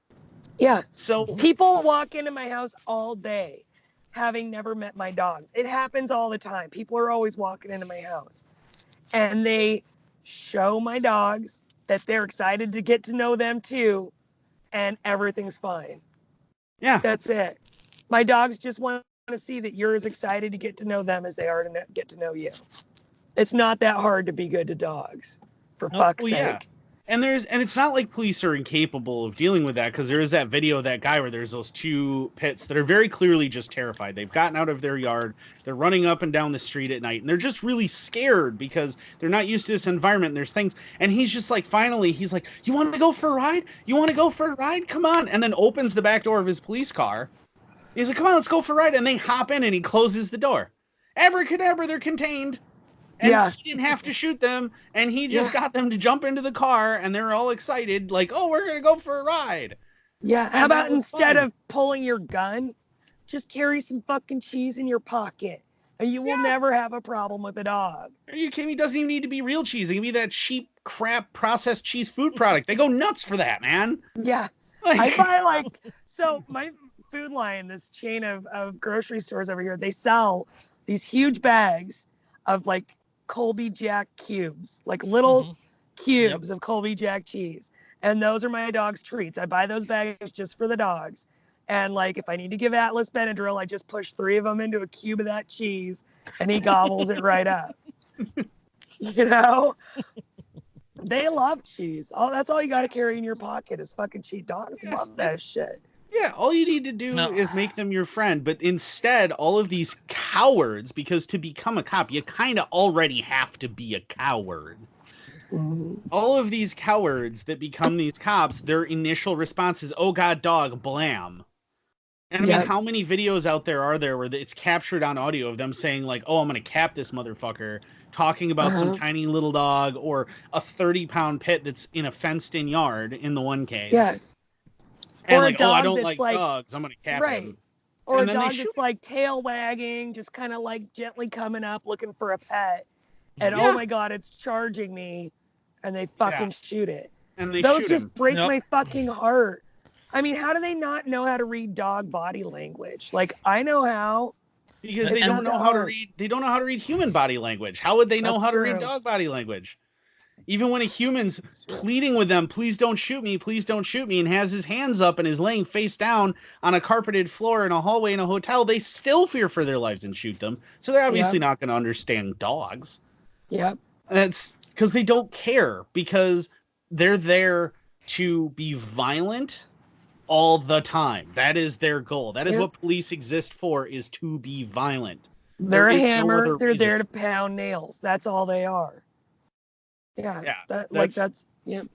Well, and people, and you'll hear people talk about, well, I miss the Andy Griffith law enforcement rather than the Barney Fife. But if you actually watch Andy Griffith, whenever Barney puts his foot down, Andy tends to acquiesce to it and just go, well, I guess.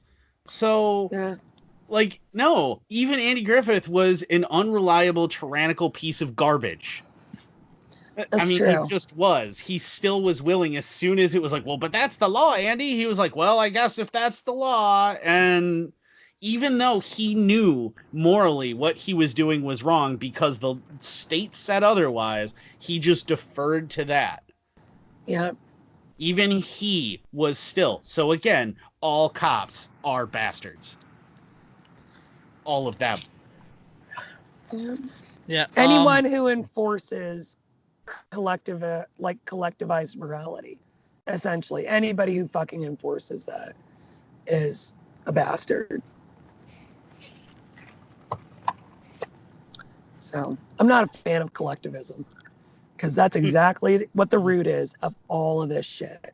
To me, that's the fucking brick we have to pull out of the wall. It's collectivism. Yep. All right. Puppysidedb.com. That's puppysidedatabase.com.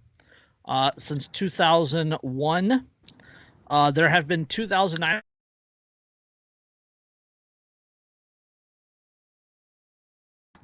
essential animals that were killed. That is more than cops that were killed during that same time period. So, because their response is to just kill animals. Yep. That's their response, is just kill things. All right. So, and we didn't talk about Amber Geiger because everybody talked about Amber Geiger, and I'm kind of Amber Geigered out at this point. But she got 10 years, right, for killing a man in his own house.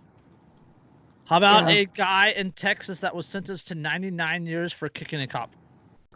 Yeah, just for kicking him. The cop was fine. Like, he didn't kick the cop and like cause brain damage or anything. Like he kicked the cop and the cop was just fine. Like, the guy was being strapped to a gurney. Like, kicked him in the shin or whatever. No, like the guy was being strapped to a gurney. He was drunk and he lashed out and he caught the cop in the head. He was. The cop went, "Ow, hey," and that was as far as his injuries went. Like, he was like, "Ow," and then moved on. And I guarantee you didn't spend a day in the hospital or anything else. And this guy is spending a century in prison. The rest of his life in prison. Because he did that. Because he was struggling while he was drunk and his foot connected, like, grazed a cop's head, essentially. Didn't cause any damage. Well, what about the guy who shot that cop during that no-knock raid or whatever? Shot the cop, caught him in the head. It hit his ballistic helmet. Bullet was stopped. The guy got a concussion and his bell rung. I mean, the round bounced off the helmet and he was fine. And then he also shot a police canine. Yeah, and he killed a police canine, and he got no. Shot a police canine. Shot. He survived. Yeah, the dog survived. The dog was fine, and it's back on the street. Yeah, and he got 5 centuries for a sentence. Yeah, 500 years. Amber Geiger murders a man in his underwear eating ice cream on his own couch in his own home, and gets 10. Gets what you would get because she's a cop.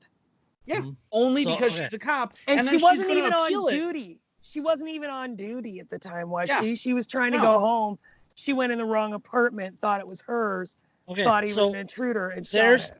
There's the damage to the cop's helmet. It's literally, it's not cracked. There's no hole in the helmet.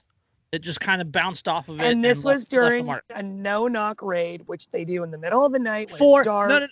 No. This was for a probation check. Why was the guy on probation? Because he gave the police a false ID. That's his crime. He was on probation Oh my for giving the God. police false ID. And they showed up in that equipment. Yeah. To do that. Well, they showed up and he ran, and then somebody snitched him out, and that's when they showed up. Yeah. Oh. So okay, he was convicted of 12 counts of attempted murder on police officer, 19 counts of assault with firearm on a police officer, 4 counts of assault with a firearm, 1 count of assault on a police animal, shooting in an occupied vehicle, possession of a firearm by a convicted felon. He was sentenced to 553 years and 8 months to life. I think 553 years is life already. And 8 months to life, yeah. This guy isn't exactly Methuselah. He ain't outliving that. And he didn't actually even kill anybody, right? Like he didn't. Right. He didn't even kill the dog. He injured a couple of people, and he was defending himself from a load of bullshit. And so okay. So crime history in Los Angeles, 2004, he was convicted of auto theft, which has a victim, right? And felon in possession of it, or convicted of a felony in possession of a gun. So which has no victim. That doesn't have a victim. Then he was convicted of vandalism and providing a false ID to the police, which vandalism, you can argue, if it was a government property or public property, then there can't be a victim. And it depends on what he actually did too, because they'll convict you of vandalism because you taped a poster on a telephone pole. Yeah, telephone pole. Yeah, okay. Or peed on a public tree. Yeah, robbery, which has an actual victim. Okay, right. And then violation of a court order and being a felon in possession of a gun. Again, no victim. And then giving a false identity to police, which again doesn't have a victim. The guy he has wasn't some an angel. victims. He's kind of a piece of shit, but he's a piece of shit. But he wasn't like the majority of his convictions. Realistically, are victimless crimes, and a lot of them are just connected with him trying to be able to defend himself. I mean, the guy's already a convicted felon. He's an ex-con. He's not going to be living in a great neighborhood. And he's just trying to defend himself. South Los Angeles. Oh, yeah. So he's just trying to defend himself and keeps getting busted for that. And then to check up on him, they show up, and because he lied to cops before about who he was, because, he's got a record and knows what they're going to do to him. And so he lies. Yeah. And then they show up armed at his home. And then he runs because reasonable people run from a large group of armed men showing up at their home suddenly. Mm-hmm. And then he's the assault on a police officer. I love that that's a worse charge than just assault on anybody else. Somehow, because it's a cop, it's even worse, even though that's completely against the entire spirit of the Bill of Rights and the Second Amendment. Yeah. Somehow it's worse, which is absurd. And all he's doing is trying to defend himself, because you can't tell me that dog was just looking for pets. That dog was going to attack him. That's a trained police canine. They're trained for aggression. So. It says police dog was sent to investigate, and Ruda shot the dog in the hind leg. The canine Arrow has since recovered and returned to duty. Ruda again escaped and was found several hours later hiding in a laundry room. And then, quote, SWAT officers responded and Ruda opened fire, striking an officer in the front portion of his helmet. Another shootout ensued, but no one was injured by the gunfire. Ruda eventually surrendered to police. And now he's spending the rest of his life on the taxpayer dime. For I love how the article says 553 years and 8 months to life. Like there's there's a possibility of parole and 2572. Yeah, like you need to serve like 40% of your sentence or something before you can get parole because of the truth in sentencing laws. It depends on the state. Like California, you don't have to because we have overcrowding and then you can also get credit for time served and you can get off on good behavior. So let's not start talking about the size of the U.S. prison population. Yeah, 25% of the world's criminals, but like 10% of the world's population. Yeah. Yeah. Prison Planet. Yeah. Well, I mean, there's other nations Which that is would have more criminals, but they just website. they just kill dissenters instead of so putting them in prison. So hashtag China. All right. Okay, I got one more for you, and you guys are gonna be angry and hate me that I'm bringing this one up again. Although you guys hate me when I bring up a lot of articles. So we do not. Yeah. Okay. IRS audits more poor taxpayers because it's easier and cheaper than targeting the rich. Wait. Did we already talk about this tonight? Well, just earlier, our very first thing I think was something to this general effect. Maybe we might have mentioned it. Right. Or pre-show. Were we talking about a pre-show? I mentioned it that we were going to bring it up later in regards to the lady's house. Gotcha. Yeah. Going to jail. Okay. Yeah. So it's just this exact same story. And yeah. Instead of going after the wealthy, the IRS has been under fire for targeting lower income taxpayers with audits, which the agency now says is partially because it's easier and it can be accomplished by less skilled employees. So we can send the dumb guys to go audit the poor people. Yeah.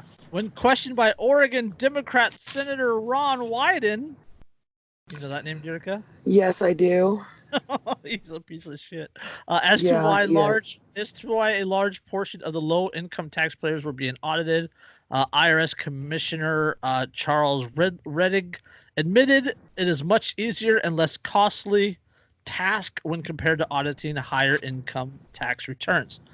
Correspondence audits, which are often used to look into low income people claiming the earned income tax credit, cost just $150.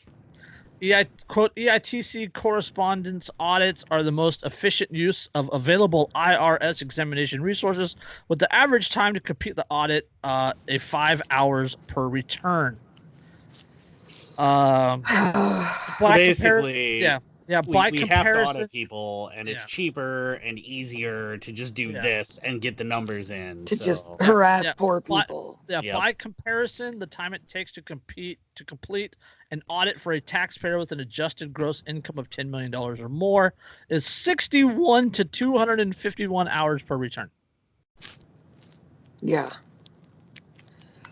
You know what would really, really simplify it and make it a lot cheaper? If you just abolish the IRS. Yeah, got rid of the IRS altogether and made the standard income tax rate 0. Mm-hmm. That's what I call a fair tax. 0. Yeah. 0. Yeah. Because taxation is theft, extortion. Yeah, highway extortion. robbery. The answer I was not looking for was the price we pay to live in a civilized society.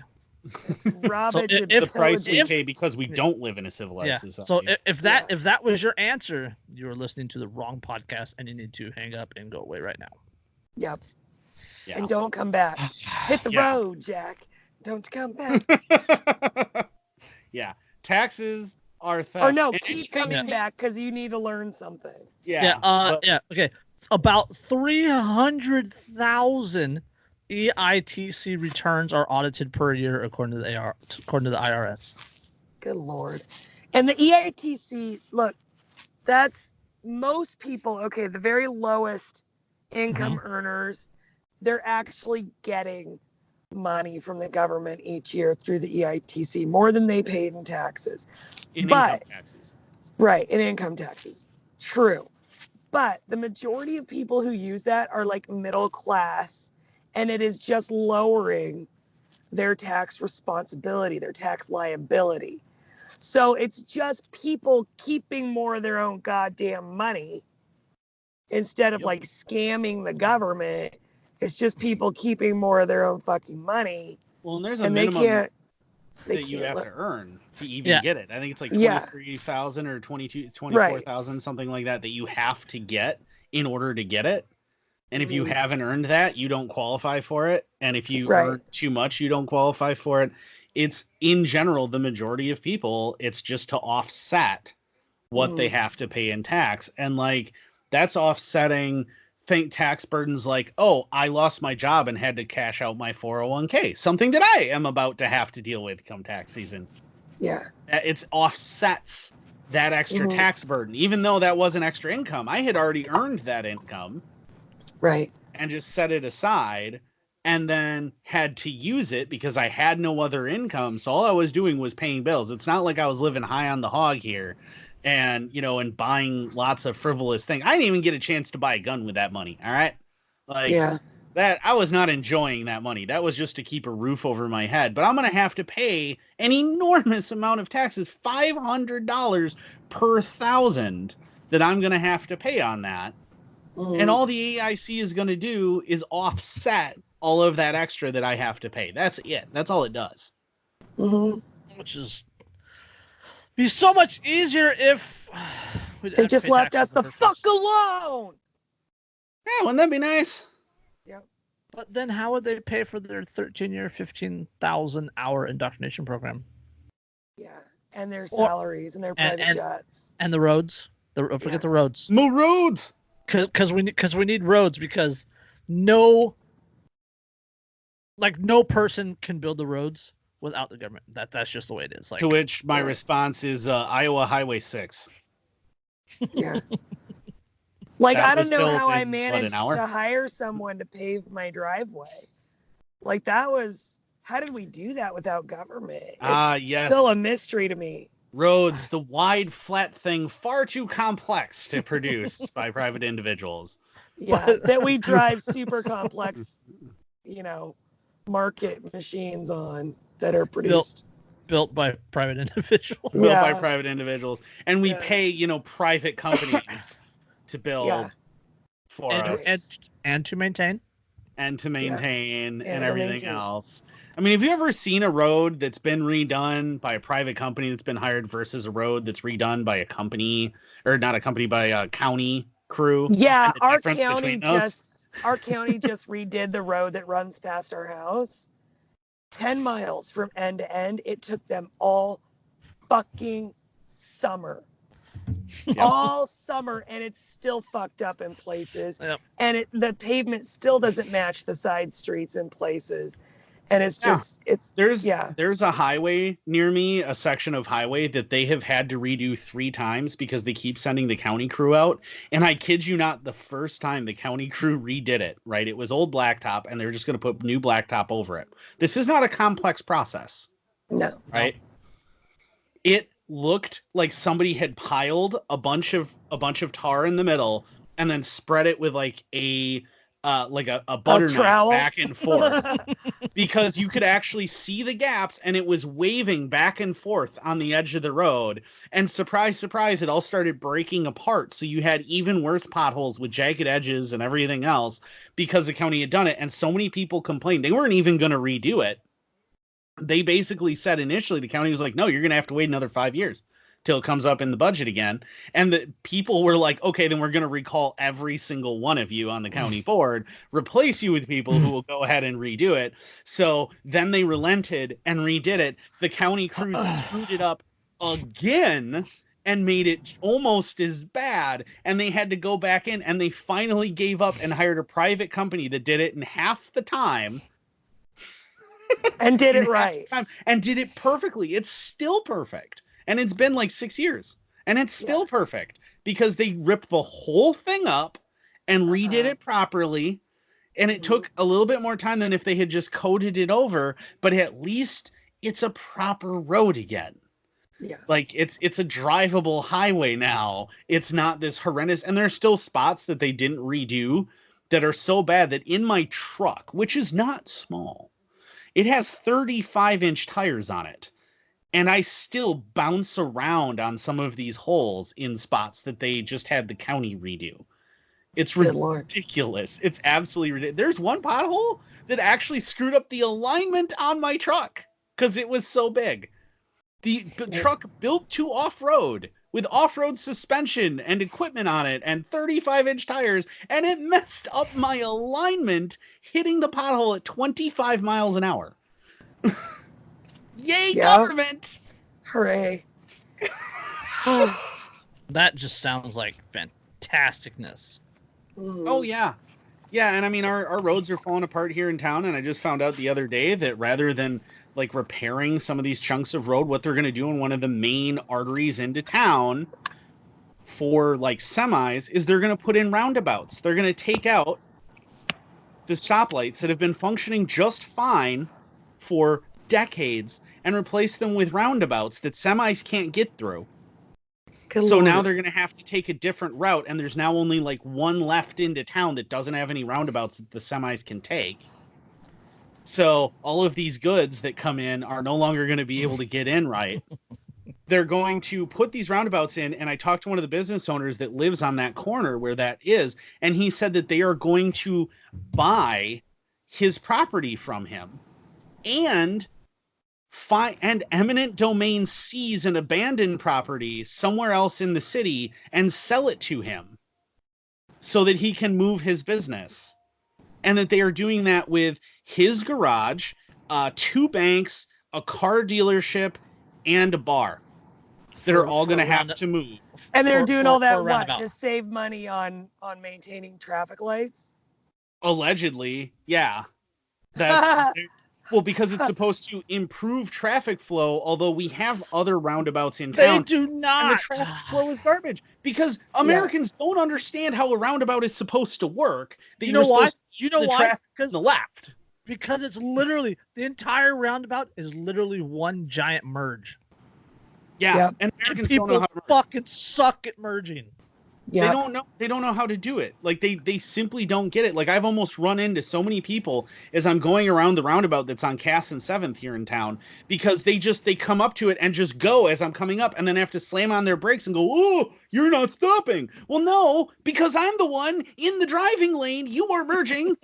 It's a roundabout. You are required by the rules of the roundabout to yield to the traffic from the left.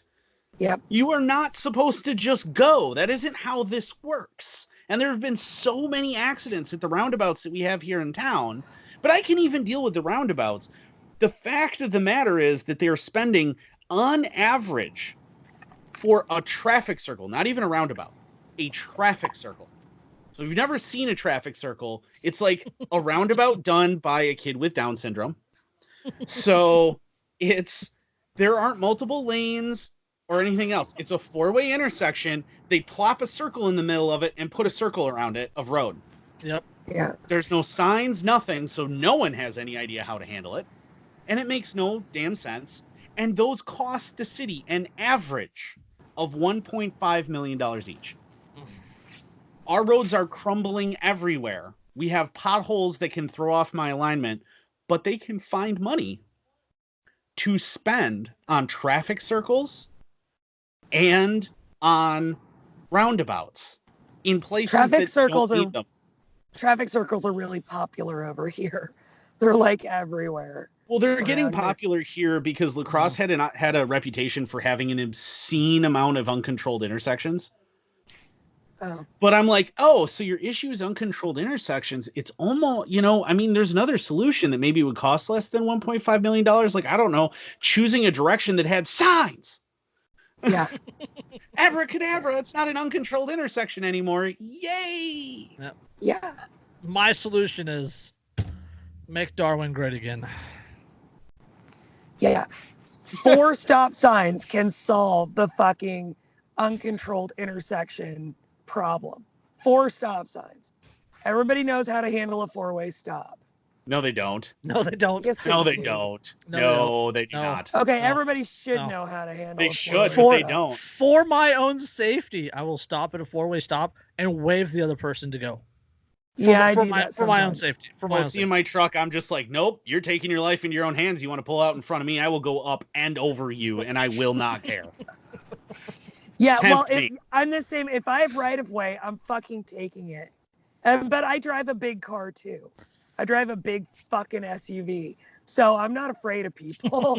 If I have the right of way, I'm fucking taking it. And you better stop or you're going to get hurt. Well, but like the thing though is like even 2-way stops, people can't figure out that they are supposed to be the ones that stop when they have the signs half the time. They don't get it. There's one intersection right up the road that I have to go through on my way to work every single day. And I will constantly almost rear end people going through it on the way that doesn't have signs because they can't figure out that they don't have signs. And like, I just almost barrel into their rear end because I'm like, why are you coming to a stop right now? We have the right of way. Or I've almost been T-boned at least 4 times at the same intersection from people just blowing that stop sign. Well, because apparently it's opposite intersection and no one told me. One of the big problems we have in my county is they have like turns in the middle of the median, but there's no lines anywhere.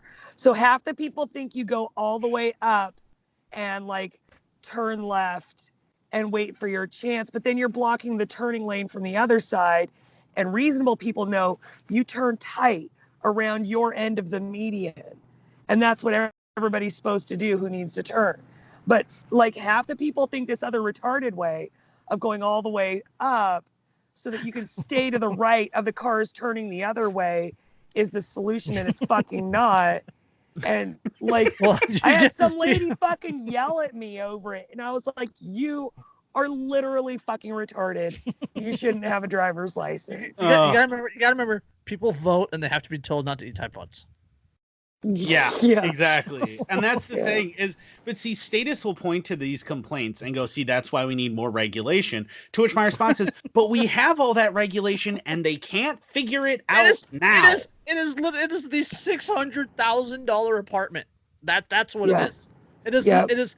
There's a solution that exists, like getting government out of the way, or tiny homes, or I don't know, free market alternatives. Yeah, but no, free market. Instead, we have to go with $600,000 taxpayer apartments or roundabouts. Ridiculous. Yeah, we could just continue with the traffic lights that everyone currently understands. And while yes, that particular intersection has a reputation for truck drivers, not going to name any companies, Swift, constantly taking out the traffic lights because they cut the corner. So they keep taking that one out rather than going, hey, instead of having one of those flag ones that comes out horizontally, maybe we should make it vertical so it doesn't keep getting clipped by these trucks who are trying to take this corner. Maybe that's what we should do instead of doing that. Or maybe we should just shave some of the fucking corner off so trucks can get around it. Yeah, or maybe make the median not extend halfway into the intersection, which is the way that it works now, where the trucks gotta come way out and do this stupid thing to make the corner. If maybe we just modified things to what's already happening and took that into account, maybe that would be a better idea. No, instead we're gonna spend, I'm gonna hazard a guess it's 10 million plus that they're gonna dump into this stupid roundabout that no one asked for and no one needs. And they took out a turn lane. It was a road that had, it's going both directions, and then there was a turn lane in the middle because there's businesses all along one side of the street. So there's a turn lane. Instead of just leaving that, they took the turn lane out, narrowed the road, and put in a bike lane.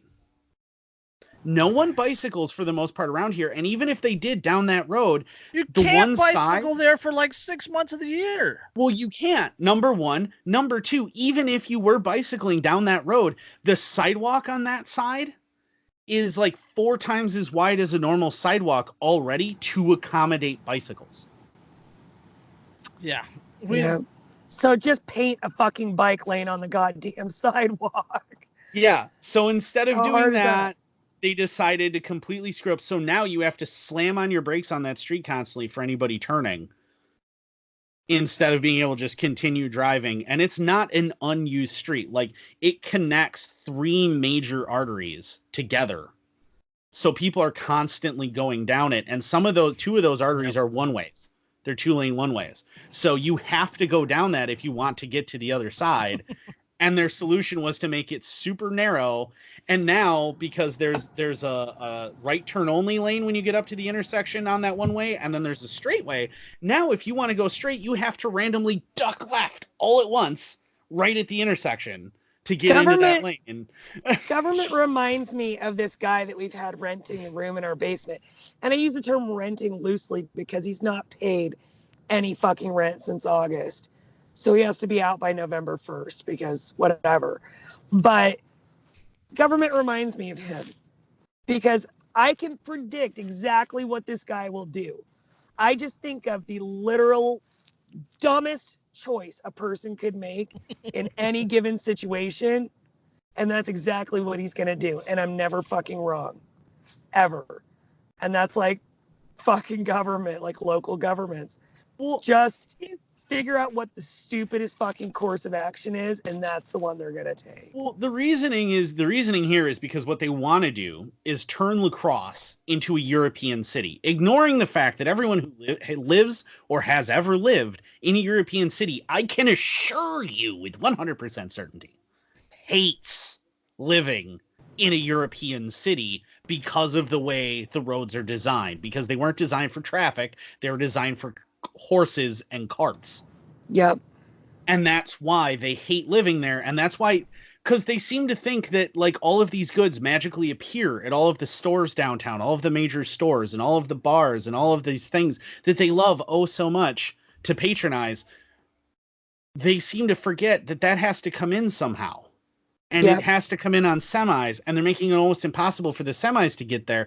And when I pointed this out to the city council, the response that I got was, well, but in Europe, they always use the straight trucks in town. Yeah, and it drives the cost up and is less efficient. Mm-hmm. You idiots. That's an adaptation because everything they have to because of how the streets are designed. Yep. And they want to turn it into the least efficient thing possible because they're enamored with this idea of, oh, but they're these beautiful European cities. I mean, they bulldoze something like 30 businesses to make the view to the Mississippi River more pretty. Oh, my God. Yep. All right. Land of the not free, home of the brain dead.